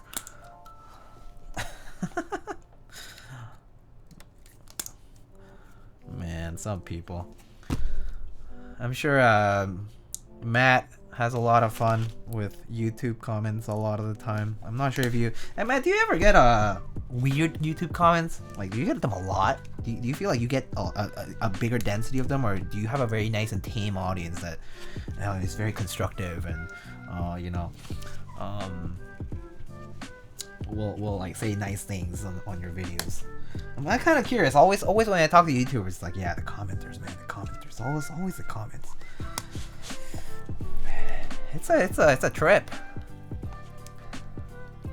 Oh, Diego, I ended up getting a birthday cake hoodie. Oh yeah, I did see. So he found you one, or what was the deal, Drew? Did Nathan actually find a spare? Got the last one. Guess it was a return. Oh, lucky. Birthday cake hoodie was cute, but I feel like I'll get that dirty way too quick. I was telling somebody yesterday at the meetup that, so I was wearing the birthday cake hoodie yesterday, and I was telling, like, you know, I was wearing this for the first time earlier this week, and you know, I had a busy morning, so I, like, you know, I was like on the way to work, and before taking the subway, I like bought a coffee, I got a flat white, and I was like, okay, like, I'm gonna be careful and drink this carefully, and you know, I'm not gonna stain my hoodie. And that was fine. I went on my subway ride, no problem, you know, got off, all good. And then, you know, got to my office door, you know, opened the door all carefully, and then, okay, you know, like, I always start putting my stuff down, you know, I put my jacket, put it on the chair, it's all good. And then, you know, put my backpack down, all good.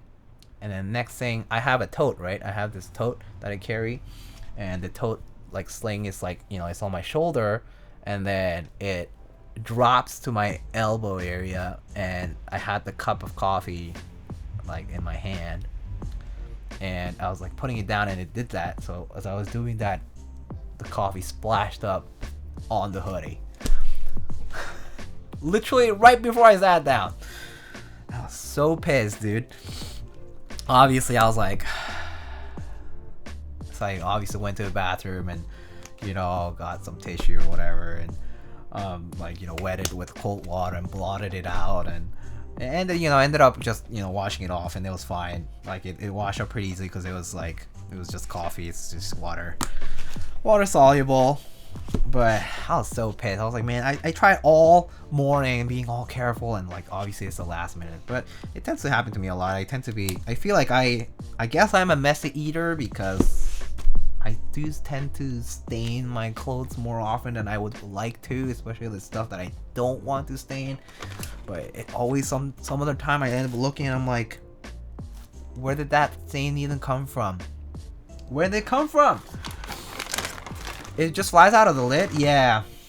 Oh yeah, when it gets stuck on the sides of the lid. Yeah, that happens too, but now it's really yours. Yep.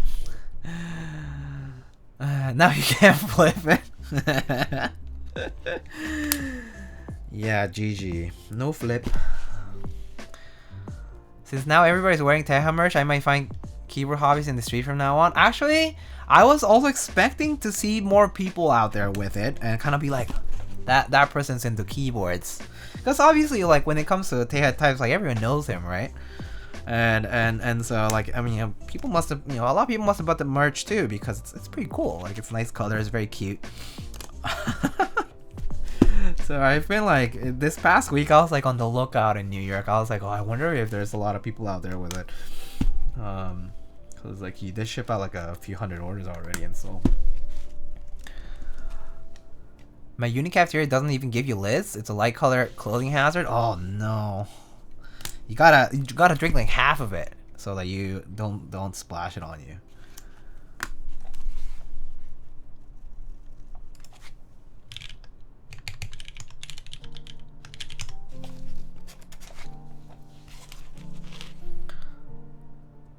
DM Nathan and he actually responded under a minute. Oh, he was checking. And 10 minutes later, it was out of stock. Damn, lucky you. There are a few weird ones and a few very negative ones. I mean, very few negative ones. Oh, for YouTube comments, I see. 90% are fairly positive and nice. I have to say, Matt, you probably have nice commenters because you are a positive. Generally, you're a positive and constructively nice person. I like, you know, you're very productive and you're very like, you know, let's go get this bread kind of, you know, person. Like, you know, I see your posts and it's very like kind of uplifting, good times, good mood, good vibes, and I feel like obviously it kind of reflects on your in the comment sections.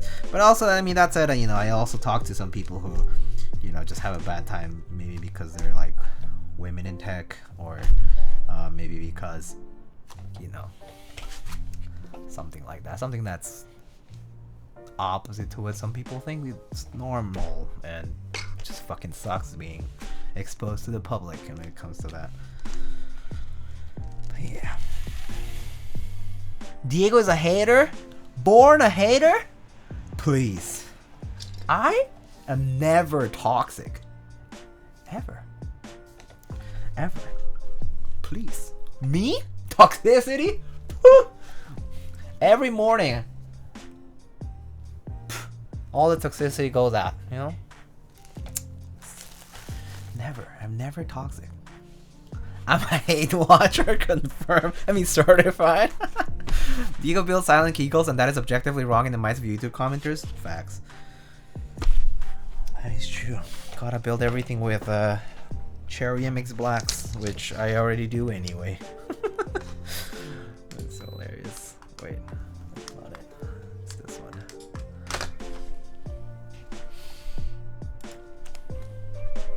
Diego beige build gatekeeper. Oh my god. Hey, beige is like the beige is like the new black these days. It's like everyone loves beige nowadays. It's I love how beige is kind of like in these neutral colors. I'm not toxic. Casually sent this sub a sticker with "fuck you" written on the back. Whoops. Beige was always in. I mean, beige has been in, yes. I do think that some people kind of always criticize it, being, oh, it looks so retro and boring. And I get it kind of does, but that's the point, right? The Seek.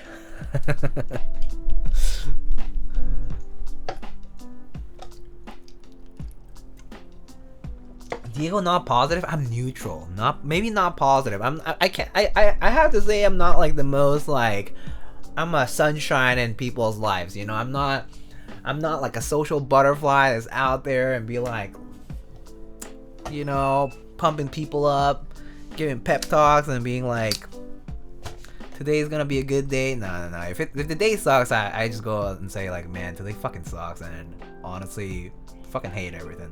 You know, like I hate people. I would really rather not interact with anybody today, and I hope I don't. But you know, like that there's days like that. But there's days I'm like, you know, just like, oh, it's a good day. It's nice weather. Appreciate the crisp, cold air in the winter. You know, bro, you're not pumping people for shame. Yeah, shame on you. You're the sunshine of my life, Diego. Please. So I swear to God, sometimes it's hard to believe it when people are like, "Oh man, you're so positive." I'm like, do you know me? Maybe it's because I was being sarcastically positive. I was like, "Oh, today is such a great day." Fucking hate everything. But you know. All right, let's get soldering. Pretty good here. Yeah, keeping it real. Keeping it real. I'm a realist. I manage expectations in a way that I think is realistic. Koopa, when you have shit ton of packages, the fees out up quick. Oh, no, I see. Ironically positive. What's it like on the other end?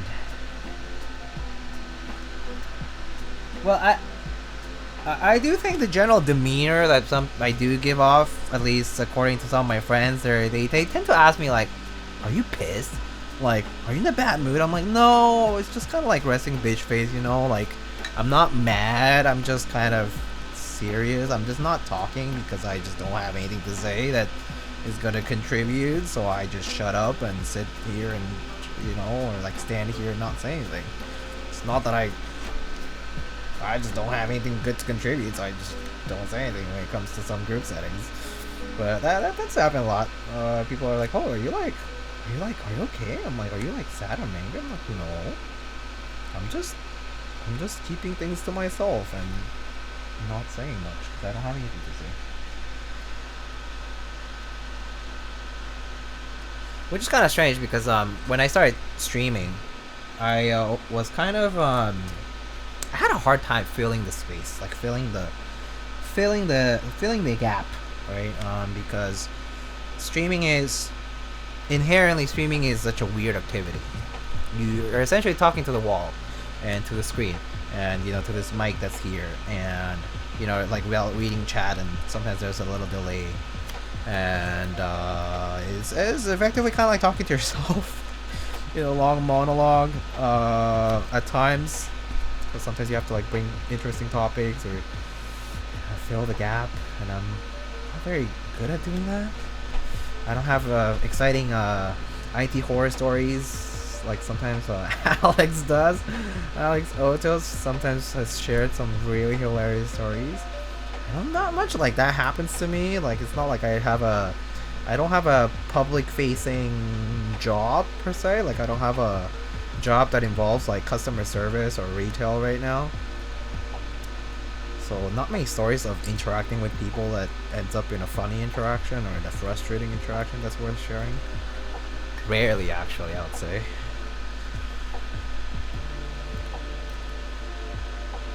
In most cases, you can omit the reading chat part if you're Nathan, for example. I mean, yeah.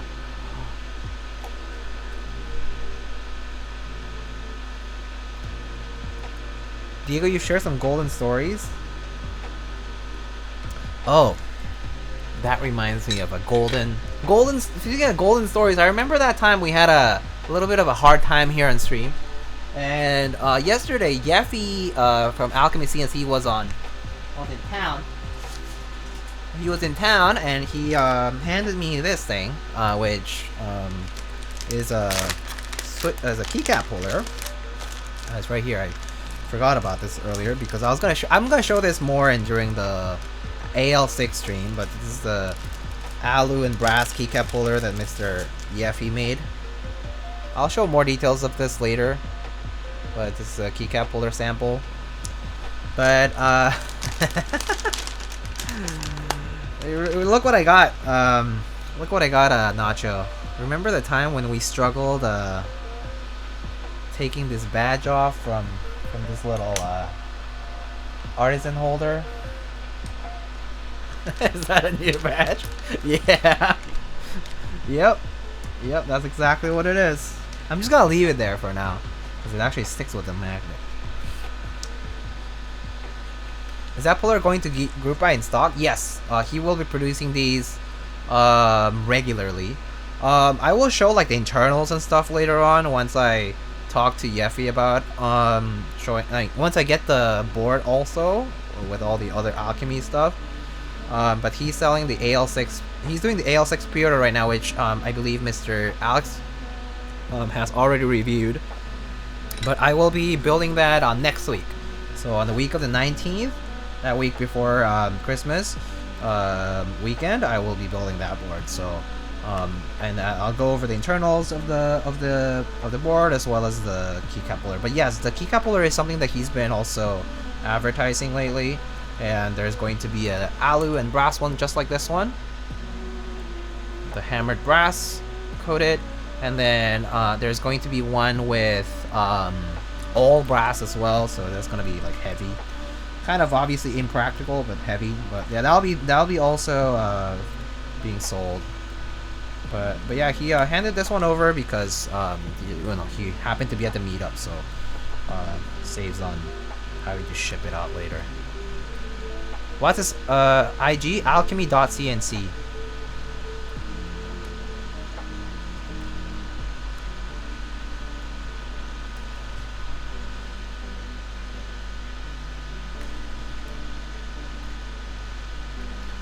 Oh yeah, I do remember, Nacho, that I did share that story about the girl that I called ugly when I was like in 3rd grade. That was unfortunate. I really didn't mean to hurt her feelings. I was just a angsty child, okay? But now when I think about that story, I'm like, man, that's so sad. Why did I do that? Why was I such a terrible kid?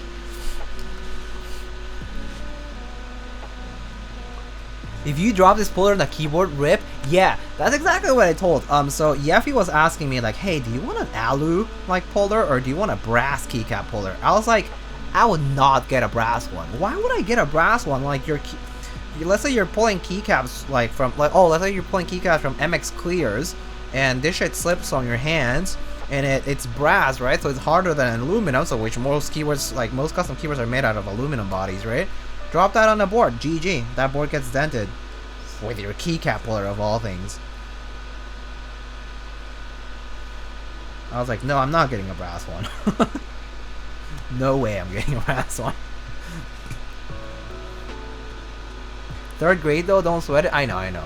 I actually, the story has a continuation to it in the sense that I did apologize to this girl and was like, hey, we are like the 2 only Korean people in like the 10-kilometer radius in this small town, so let's not sweat it and let's be friends. I really didn't mean to hurt your feelings, so I hope it's okay. And she was like, oh yeah, it's chill, don't worry about it. People are meaner out there, so you really didn't really say much, but that day I just wasn't having a good day. I was like, okay.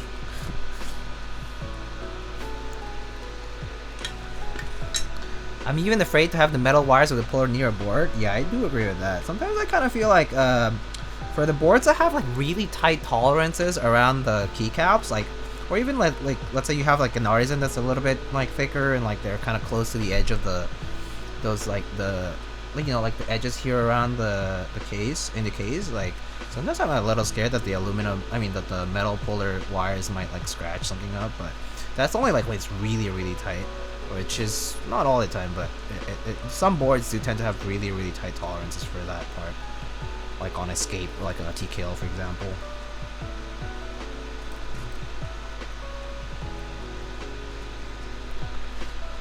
She said people say meaner things. Yeah, it was true though. This was back when I was living in Mexico. I grew up in Mexico, and when this happened, I was living in this like small city, and like we literally were like the only like 2 Asian kids in like a 5 to 10 kilometer radius. I swear to God. Like other than like me and like like I mean my brothers. Oh no, they had graduated already. So yeah, it was like there were like no other like Asian kids, and we both were like, yeah, people are mean out there. People suck. I feel like growing up in Mexico, I got jaded very quickly. I was like, yeah, people, it's diff, I was just like, yeah, no, I think I definitely have been told like really terrible things, and I feel like when I was a kid, I just coped with it because like it was so normal, and I was just like, I just ignore it. I don't care about it, But if you put it in perspective, it's, man, that shit was abusive. I mean, good thing I turned out okay, despite the adversity that I faced as a child. But when I think about like, yeah, those days, like 90s or early 2000s, I'm like, yeah, world was a weird place, and people were very, like, I think kids were in particular meaner than adults. Like adults, I think, were more reasonable. I think kids were just mean, because they learn whatever it is from adults and kind of twist it in their own ways, right? Kind of what could be called a lot of names, and lots of mean stuff. Like I would get like picked on a lot. I would get into fights a lot when I was a kid. Because like people would like come and like slap you and stuff. I'm like, what the heck? I didn't even do anything to you. Like, get out of here. And then obviously at some point you lose your patience, so you get into a fight or something. And my childhood, when I think about it, I'm like, yeah, kids suck. Different generation almost. No wonder everyone's jaded. Yeah, I feel. No wonder like people have little patience with it sometimes. I kind of understood that after I came to the States. Like I came to the States and kind of started learning a little bit more about like racial inequality in the States is very different, for example, compared to like in Latin America. It's very, very different. Like the narrative is different. The perspective is very different. Like when you think about like, for example, for some things like microaggressions or like like minorities or like representation in general, is a very different kind of conversation. And so because it is true that the US definitely has a bit of that like melting pot sort of thing going on, and so the nuances and the differences between people of color and otherwise, they're perceived completely differently in the States. And so when I came here and learned a bit more about that, I was like, yeah, I kind of get it. Like, I was like, I kind of get why here it almost seems like the small things really take a toll on a lot of people. Especially when it comes to like, yeah, like representation and like showing face overall as a group, and like having that diminished by the society in general rather than by like singular individuals. It's very demoralizing. So yeah.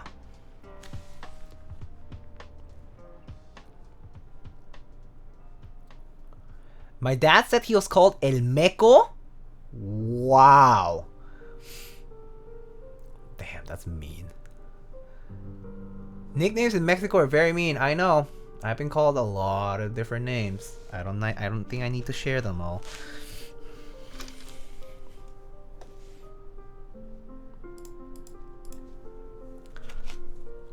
I just go to upper class places. Oh, look at Nacho here. I just go to upper class places.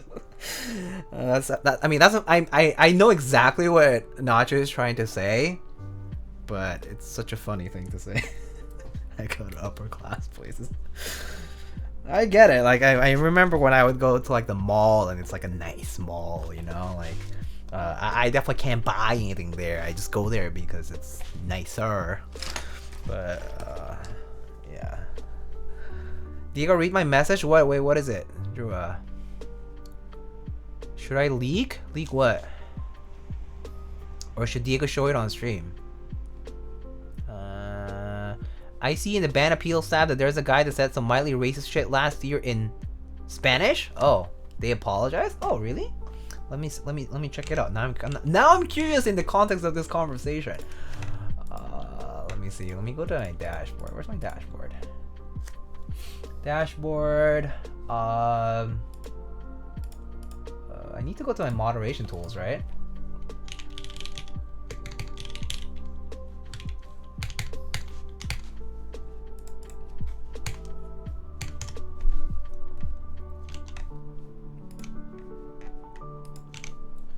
Let's see. Ban appeals. Ban appeals. Unban request. Holy.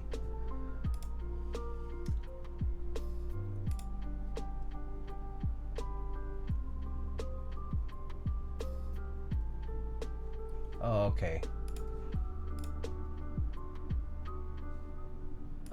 What did I do? Okay, that's not the one. Ah, I see. It was disrespectful comment during COVID, and I'm truly apologetic. Oh, how nice. They apologized. Oh, but putting it under COVID is kind of...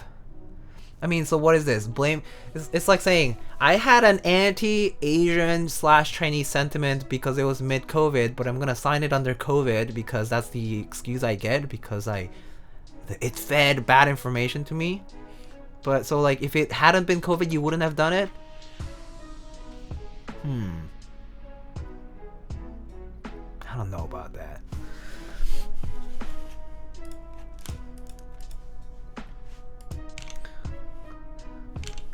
The comment was El Chinito sabe español, which literally means the Chinese guy knows Spanish, like because I speak Spanish, right? I like grew up in Mexico, right? So,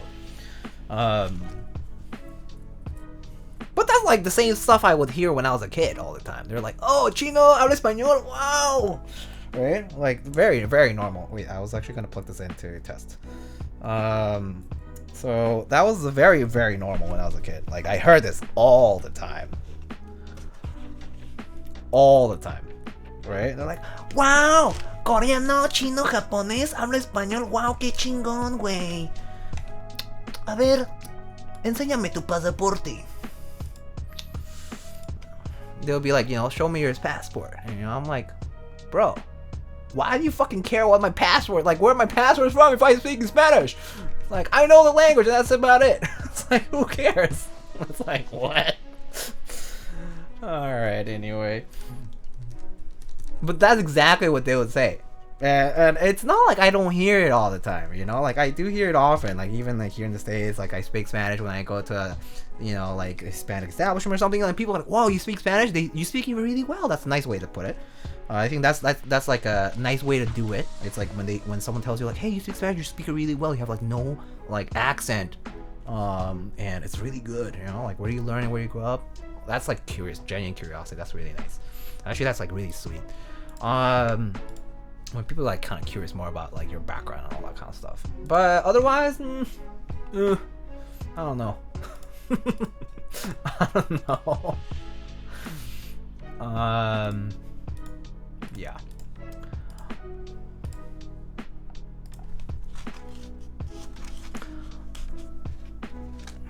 What's up, Davey? Clapping cheeks. Hello. I'll take that as a no then. Tus papeles, yeah. Le voy a llamar a la migra, güey. Le voy a llamar a la migra y te van a llevar al consulado y vamos a checar qué tienes de papeles. All that shit. I know. It's like, brother, I've been to more quinceañeras and shit than you have in your entire life, and like you know, like I probably. It's like these people, man. You got an accent though, the Mexican one? Oh yeah. I know I do. I know, of course I know I do. Alright, board looks good. It's time to put it into the case. So let's do that.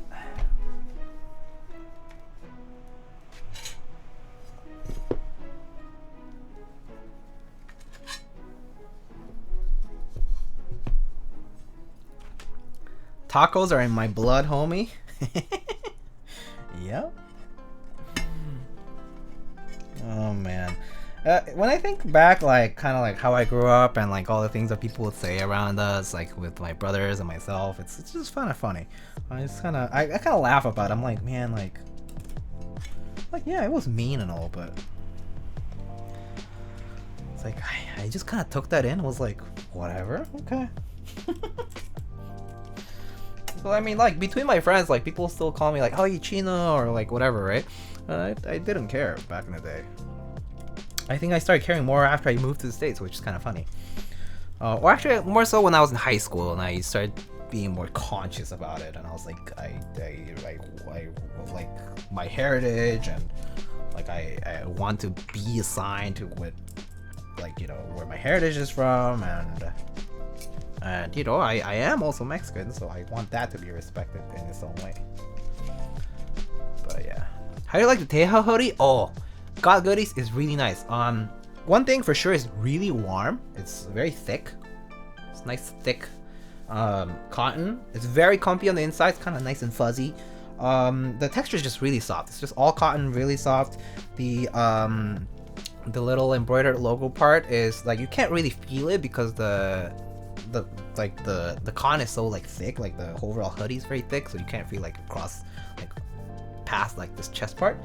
And also I would say like the size is, I think it's true to size to what the diagram shows, but I've heard some people who maybe bought like large or medium and it ended up feeling small on them. I do think the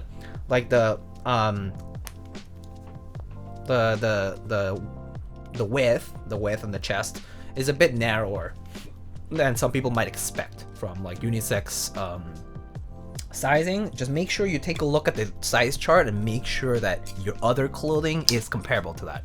I'll definitely check that, like double check that, triple check that, because the measurements are correct, but I do think people might think that the width is a bit baggier than it really is.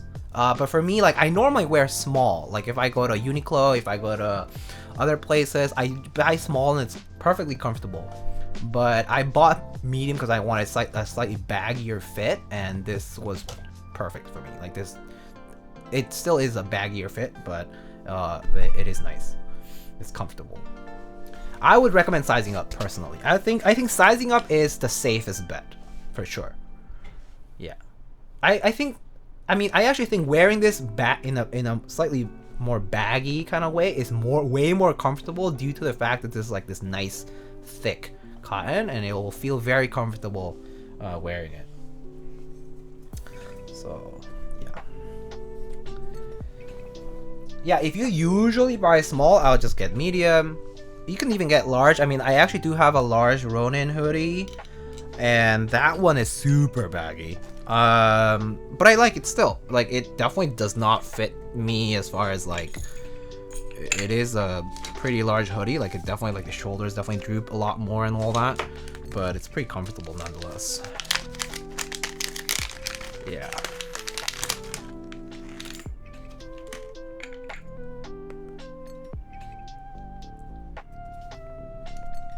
Yeah. If you normally buy small, definitely buy medium. Also, let's see.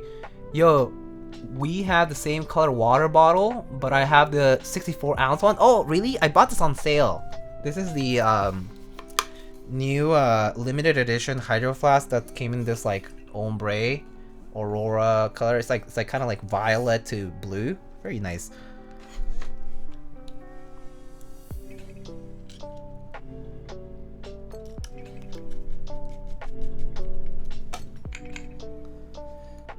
G Benek, hello, how's it going? Oh, Nihon Jam, just saw you. How are you? Good to see you. The sip hydro flask is so much nicer than the open mouth one. Oh, dude, I totally don't regret getting the straw thingy. So nice, super comfortable. It's also very easy to clean. They seem to have revised it. Before, I remember you couldn't take off that like part where you can take off the straw and like also clean that like little silicone part or whatever, where the straw actually fits into the lid. That you can take that off now, and it's really easy to clean now. So that part is nice. Okay. So Hydro Flask isn't the meme. I mean, it is expensive retail. I got it on sale, and that's kind of like the nice part of it. It is a bit expensive retail for sure. Like if for a water bottle, it's definitely expensive, but it still does the job pretty well. Like I would say, I've tried other ones. I've tried Yeti. I've tried other brands in general, and like Hydro Flask still works fine. I mean, other brands work pretty well too, but Hydro Flask, I think it's like tried and true kind of still. Like it does seem to keep things cold if you like add ice, for example. And you close it, it will keep it pretty cold. And same with warm. Like drinks, like it will still keep them relative. Like the insulation is pretty good. They make good gifts, yeah. But I feel like if you want, if I personally prefer like the Zojirushi, like the bottles for like the hot, like, you know, like coffee, like tumblers. Those are great.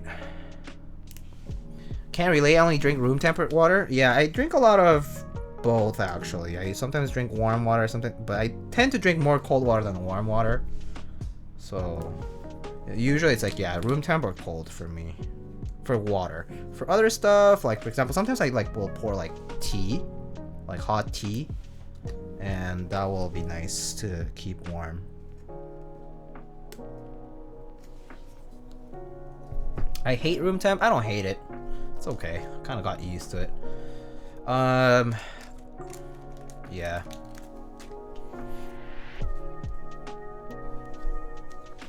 I drink tap temp. Yeah. I usually run it cold when it comes out of the tap. So what if the tap runs cold, then that's what it is. Like when I turn it all the way to cold.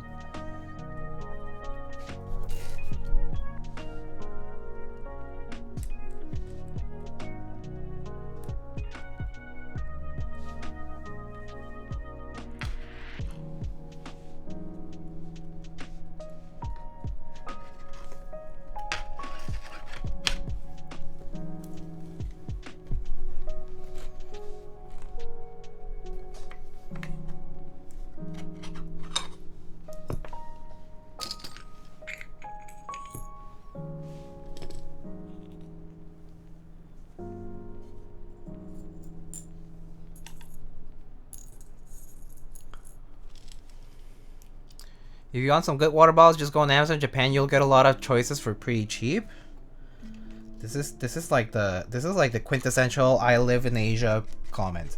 I swear to God, all my friends who moved to Korea after like school or whatever, like, you know, even the friends who like lived in Mexico before and then like moved to Korea, they're like, man, everything's so nice in Korea. It's so nicely, everything's nicely available. Healthcare is so cheap here. Oh, transportation's so clean. I'm like, I get it. I know exactly what you mean, but you don't have to rub it on my face. I know that the New York subway is dirty. I know that we don't have more like things that are like very common, like commonly used, or just like or like, you know, like convenience stores having like a different, like a variety of options like for food, to eat something on the go. Like that kind of stuff is like unparalleled in Asia, you know, like all the different convenience stores in like Japan or in Korea. Like, dude, can't compare. It's so cheap and so good. Would you move to Korea? Yes and no. I think I could adjust, but essentially I would be adjusting as a foreigner, so that itself makes me not want to go. That's how I feel about going to Korea. I think I'm too different from the people there, that essentially I need to adjust as a foreigner to live in Korea. And the problem is that I do speak Korean, I understand Korean, I can read Korean, I might have relatives who are Korean, but people in Korea will not see me as Korean. Guaranteed. I know this. I've been and I've felt that way. And a lot of the friends that I've talked to, people who lived with me in Mexico before and moved, or people who lived there all their lives, they see it differently. Like if I were to move to Korea, I would not be seen as one of the rest of the society. So that would be a big deterrent for me. I would need to feel like I have a good career there. I would need to feel like I have a good support system there. It would take a lot for me to want to move to Korea. I think that's something that I wouldn't have going in, and it would take years to build that up. And that kind of sucks, you know?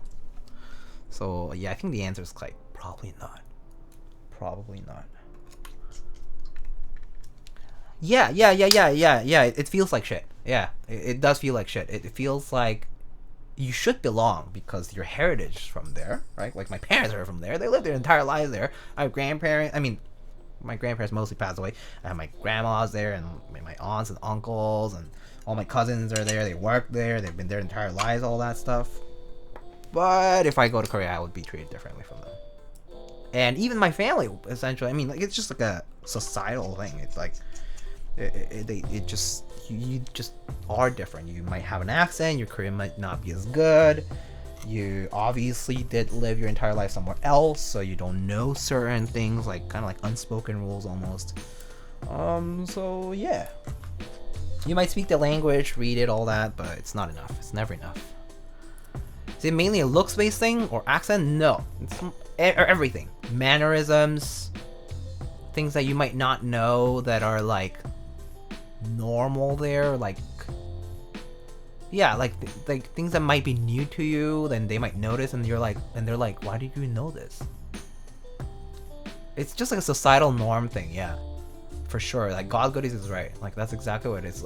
It's just like you didn't live there your entire life, so therefore you don't know how to live here, so you're not one of us, kind of feeling. That's the feeling I got every time I went. It was like great, you speak the language. That's cute. That's cute. That's great. Good for you. Good for your parents to have taught you the language. But they see you as a foreigner. They see you as a foreigner.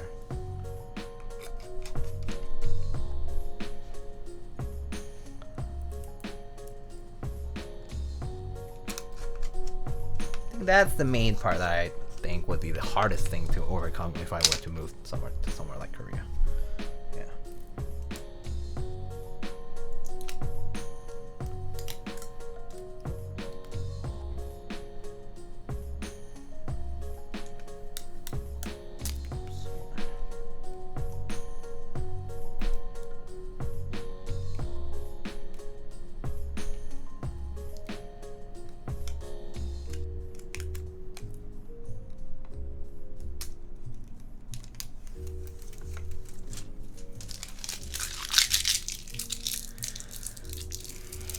Like when you drink with an older person, you have to look away. Yeah, that's more of a more traditional, kind of thing. Like you you drink to the side rather than drink in front of them, that kind of stuff. Yeah, it's more on the traditional set of values for culture. Yeah, there's just stuff like that. Yeah, for sure. All right, we're ready to put keycaps on this. I know it's a little late. So what keycap should we put on this today? We can try the Kikobo thing today, actually. Isekami Drua. Also, Slim Jim Skin Eater asks, is your Spanish better than your Korean? Oh, for sure. I do not have a formal Korean education, so I speak Korean at home.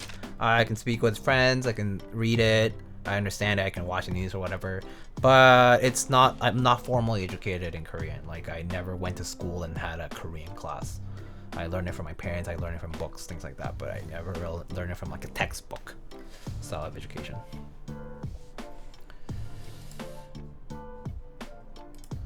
What age do you start learning English?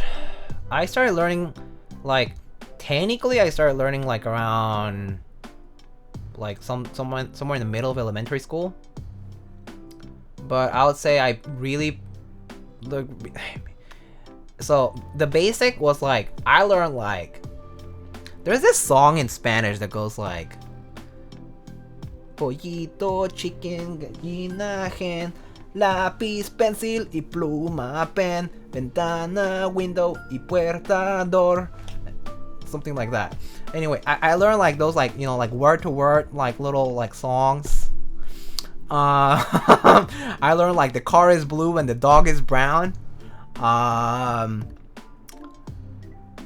of stuff, like random phrases and words, when I was like in elementary school. But I think I learned English when I was like more so like in middle school is when I really like endeavored to learn it properly. Yeah. So when I was like in like, you know, 11, 12 years old, it's probably when I picked it up more. So it was also because I had interest in learning it. Like my brothers were moving to the US to study in the US, so it was kind of like I want to be able to move somewhere else too. So I started learning it more and being more serious about it. Nice, love the song. Thank you. Thank you, David. Thank you for the subs. Alright, what keycap should we put on this? Should we put Kikobo or should we put something else? Or what should we do? What should we do for keycaps? We can put something else. We can put like hyperfuse, you can put like I don't know, anything goes. Beige. Kiko black on white? Okay. Black on white. Here's how it sounds. Alright, let's do it. Hyperfuse goes well with silver, that's for sure. I was also thinking about it too for a sec.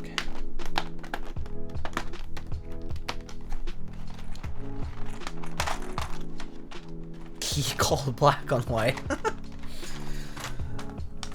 New venture is making key sets. In-house key set manufacturing.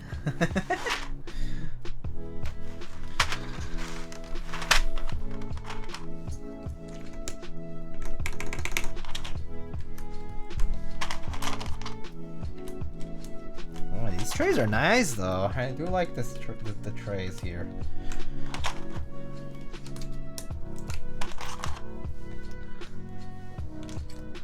You said it, not me?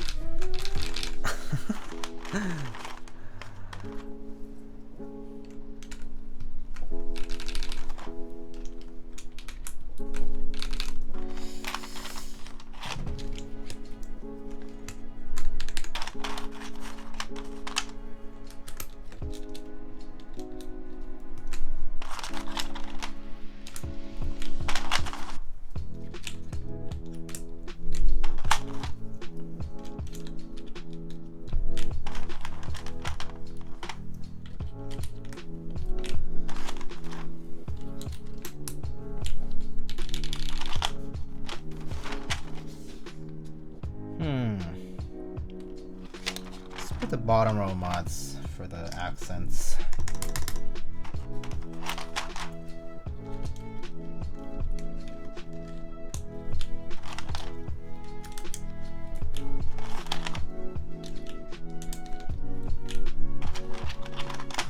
do scoops.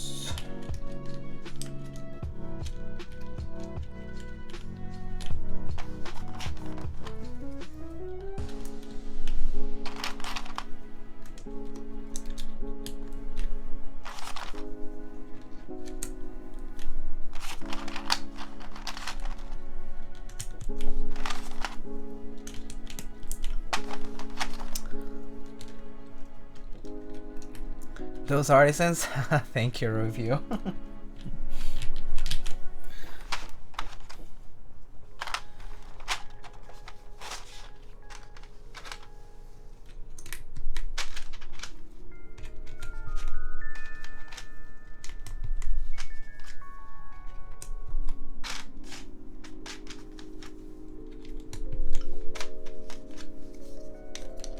Oh wait, no, modifiers, right?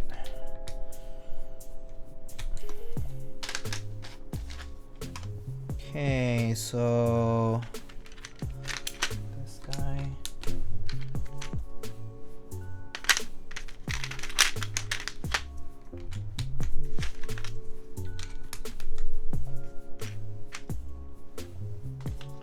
Kind of weird to have white. I feel like beige goes better with this, but whatever, it's fine. I'll just move on from that.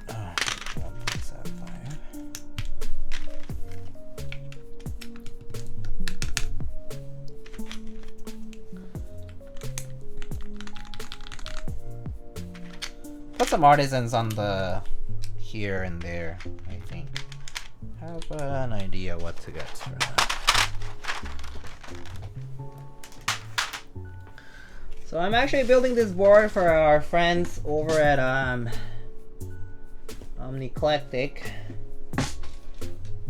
And I want to put some cute caps here. Let's see. For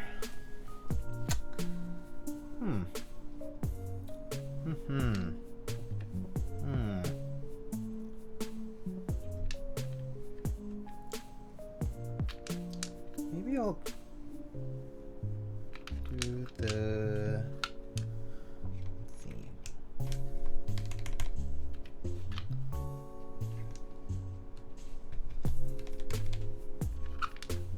Cosmos, and then I'll also put a keycap they sent recently. Accents on non-win keyless boards look whack. Yeah, I have to say the code key is definitely throwing me off here. So yeah.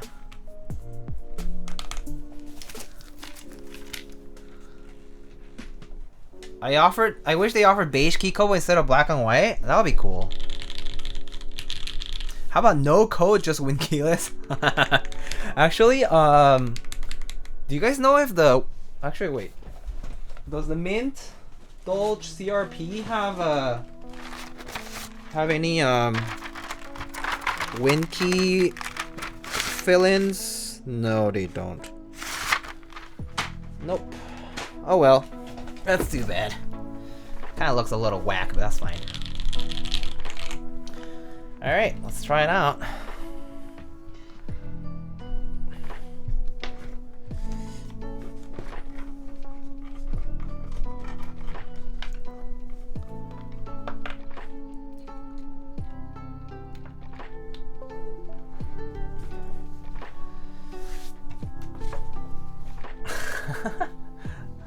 Alright.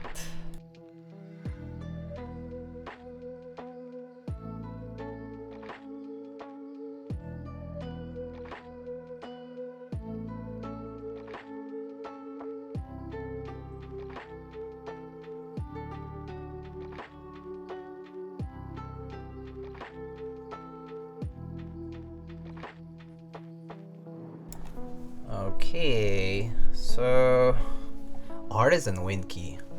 Huh. That kind of reminds me, I actually think, I don't know if I have it here.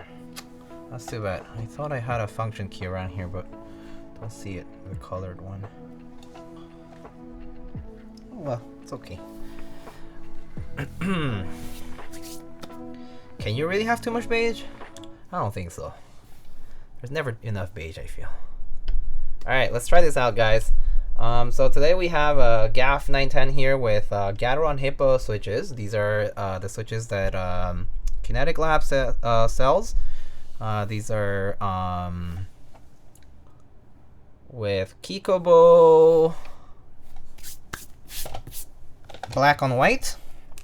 So this is on an aluminum plate, full aluminum plate with Gateron Hippos. And we have some Artisans from Booper on the Eclectic. And yeah, these are the accents that come with the Kikobo set. So the first time trying the Kikobo set, but pretty sure should be the same as GMK. I don't really think they'll be that much different. But let's give it a try and see, find out. Were the caps loose? No. I mean, certainly does not feel like it's coming off or anything like that. Alright, let's give it a shot. Alright, here you go, friends.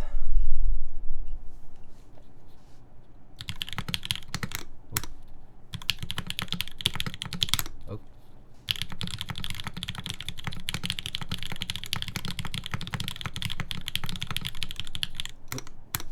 Oh my gosh, making so many mistakes. It's been a while. Also, this window's getting in the way.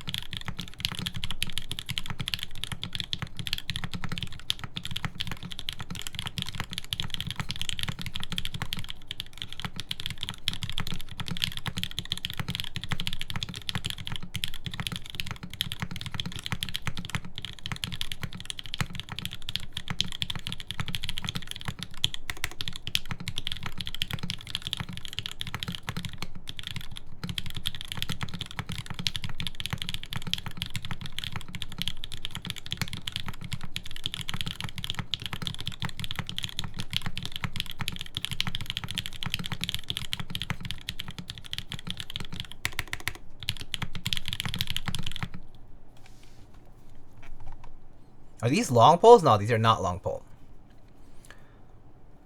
Sounds like a keyboard.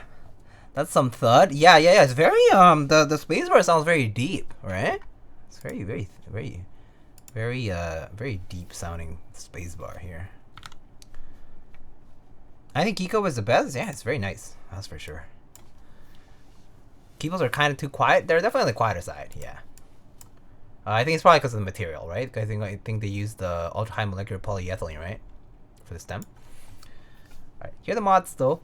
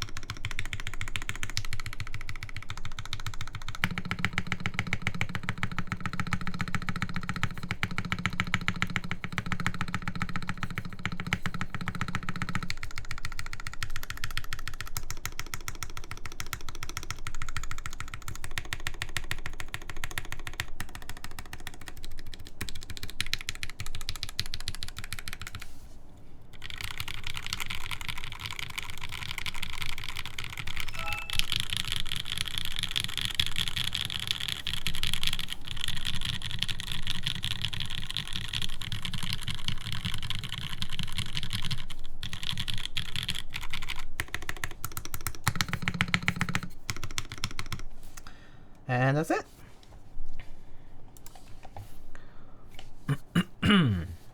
So let's see. Yeah, so the legend quality looks really good to me. Okay, it definitely looks very close to GMK. There definitely are a few small differences. Like for example, you know, if you really want to nitpick here, let's nitpick. Why not? Let's nitpick a little. But if you want to nitpick a little, like for example, like some of the legends for like the number, like see that the percent legend here is a bit thinner. compared to GMK there. It's like slightly thinner, you know. It is just the lighting. The kerning is very good though. Like I feel like the the kerning here looks very good. Like thickness overall pretty good. Definitely like for example this B and A look a little thinner than the thickness of these other letters. So like it's not perfect, but I think GMK isn't perfect either. So I personally think like it's good enough for the price especially. But yeah. But like it looks good. Like it looks pretty good though nonetheless. Like I actually think GMK has its issues too. Like for example, I actually don't think this alignment with this thingy. What is this? Is this like the thing that goes for accent circumflex? But I don't think this little thingy, this little hat thingy, is great on GMK. Right? So or like this asterisk key is not like particularly great either. Like it has like little thick ends and it doesn't look great. But I think that's like or like the for example this number dial key or whatever is better on Keykobo Carrot, thank you, than on GMK. I think the GMK one looks meh, but the Kikobo one looks really nice. Right? So, I think at the end of the day, it kind of feels like it's very close. It's good enough, in my opinion. I feel like you put this you go to a meetup and you see this set, Kikobo, black and white, you won't know the difference. I don't think. Unless you look really closely. So, it's not as glaring as JTK. That's for sure. JTK definitely has very glaring differences compared to GMK. I think Kikobo will easily sneak in and appear to be about the same. So, yeah. I do think Kikobo looks great. Yeah, I know the number sign thingy is different on older GMK versus newer GMK. I think they like changed slightly at some point. I don't know when exactly was it changed, but it happened at some point. But yeah, like you just look at this from a foot or two, like 2-3 feet away, you won't know the difference. I think, and it sounds pretty much the same. It sounds like ABS, thick ABS double shot keycaps. I think the carrot key and the 6 is the most glaring telltale sign of GMK, so it's easy to spot GMK sets for me. Yeah, like if you're looking for the specific signs, I think. How do you like the sound of the keycaps compared to GMK? Honestly, I actually think the Spacebar sounds nicer because it's like really nice and deep. So I actually really like the sound of this Spacebar right now.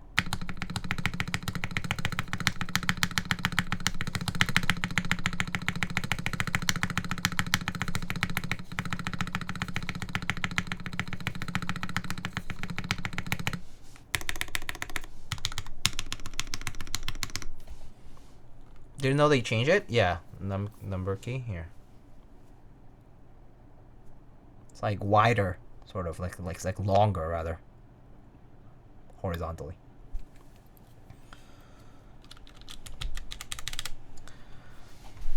Yeah, newer GMK should be more proportional, properly. Yeah. I know they fixed that kind of silently at one point. I don't know when, but it happened. This like might have been like in 2017 or something like that. It's probably after like some feedback from like Tom Berry or one of the designers at that point in time. But I do think Kikobo, if they keep up pushing out good color sampling, color matching, that kind of stuff, it'll be a direct GMK competitor. So I guess GMK's got to watch out for competition now. Finally, I guess, after all these years. Because, JDK tried to do that, but never really got there. So, it's cool to see an alternative. It is true that GMK is catching up on the cube much more quickly than before, but it's cool to see new options now. just join. These are this is Keykobo black on white, which is currently available on Novel Keys. You can check it out here. Yeah, what's the timelines like on Kikobo right now? Yeah. But yeah, that's the verdict on the set. I think the set looks really good. It looks pretty much like GMK. It sounds really good. So I personally really like it.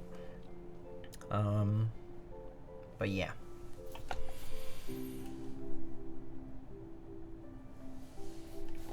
Okay. No clue? I don't know either. But it doesn't sound like it's still like at least several months to... I don't know actually. Probably have to ask around. Yeah, color matching custom sets is the main appeal of GMK though, as Nacho is saying.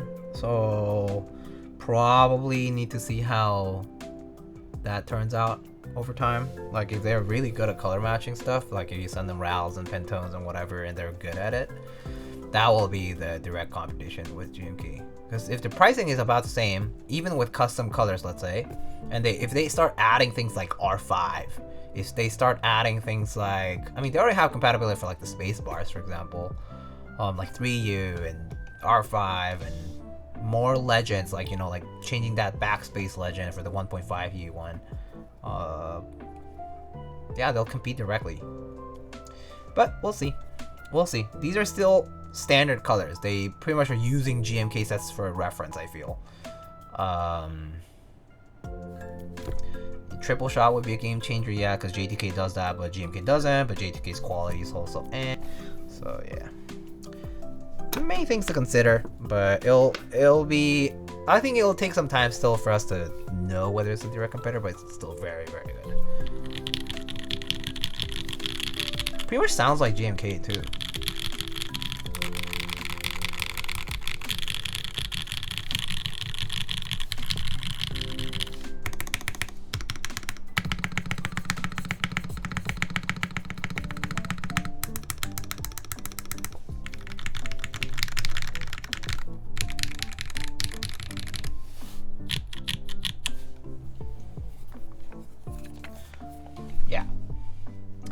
Alright, so let's show off the board a little bit more closely here. It's now built up.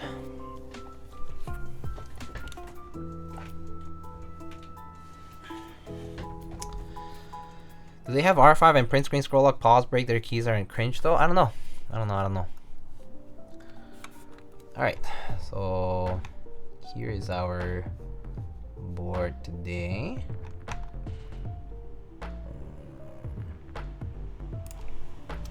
Alright, so here it is. This is GAF 910 in silver. Looks sweet. With Kikobo black on white.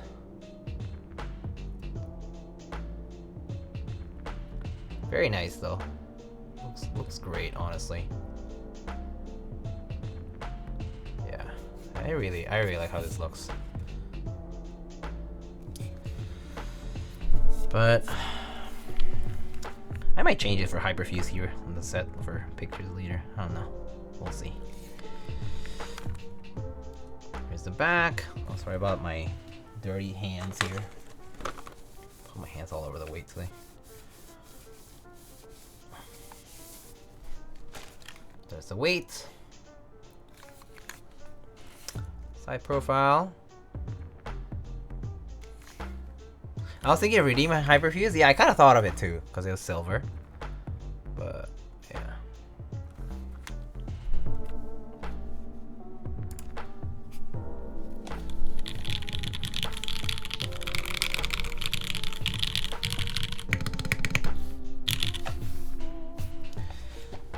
Alright, so I think that pretty much wraps up the building part of the stream. And so if you guys have any questions, just feel free to ask. Show you, well, hold on. So I'll show you guys the board a bit in a different angle here. Here's a different angle for it. Oh, focus. There it is. Pretty nice too. and the back of the board.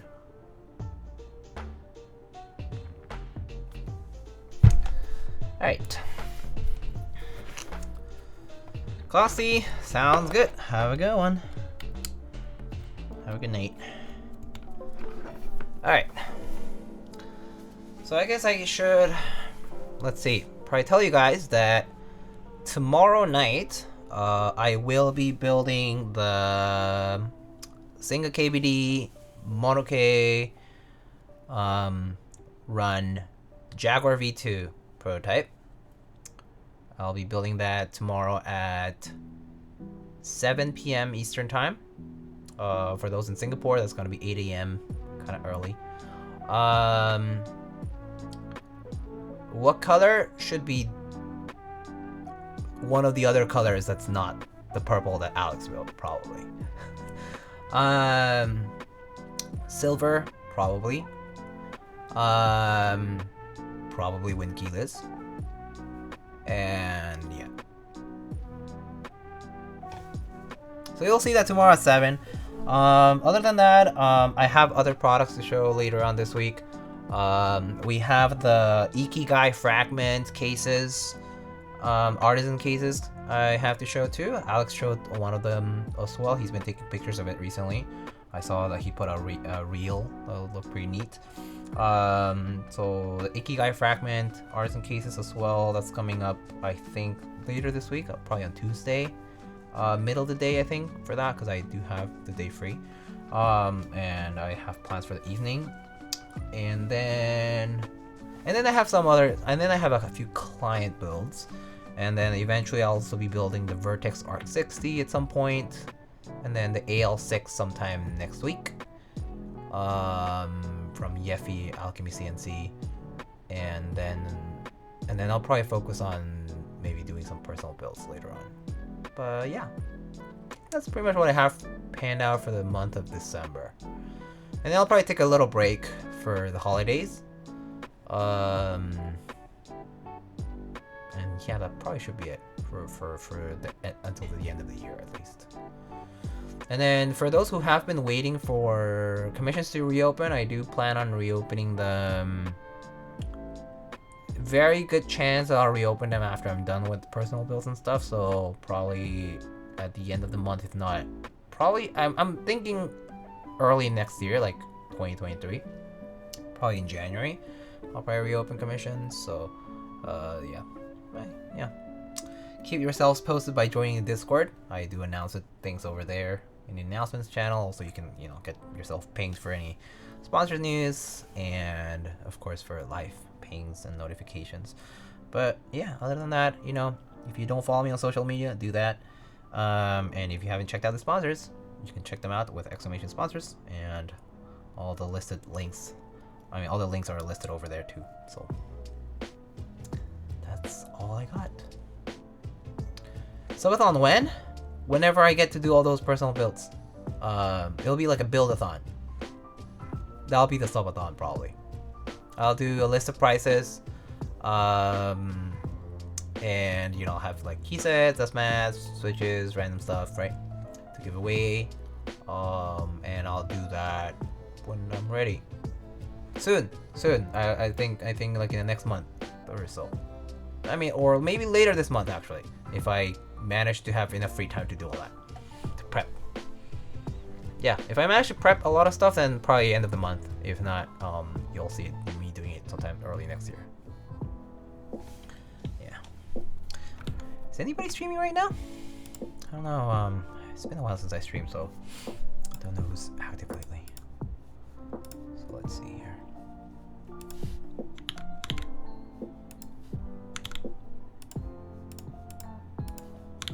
Also, I'll probably unban that guy who was asking to be unbanned.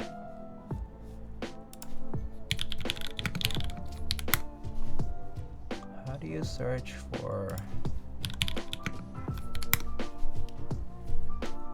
Okay, let's see. Ask Nathan to donate a hoodie for the subathon so I can win one. Does he have any leftover? Alright, let's see. People doing keyboard stuff.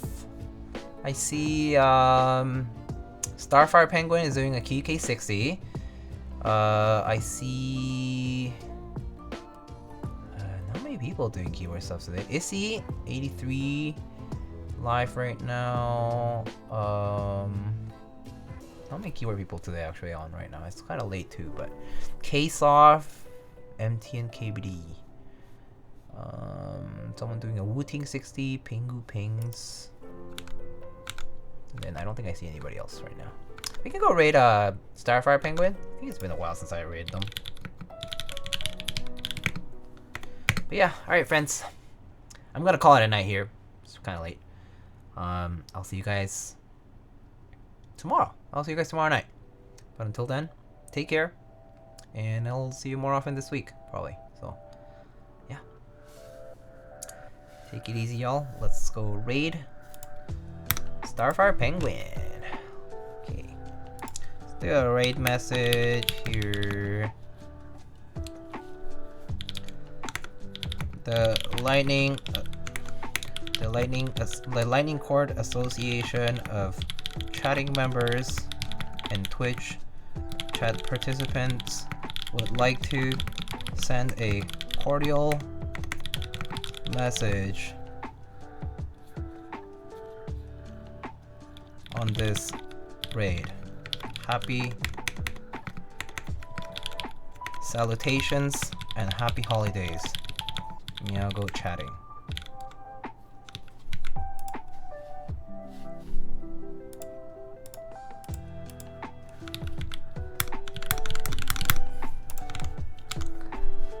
That's a mouthful? I know. That's the point. Alright friends. I'll catch you guys on the next one. I'll see you guys tomorrow for the Jaguar stream. Take care. Bye bye.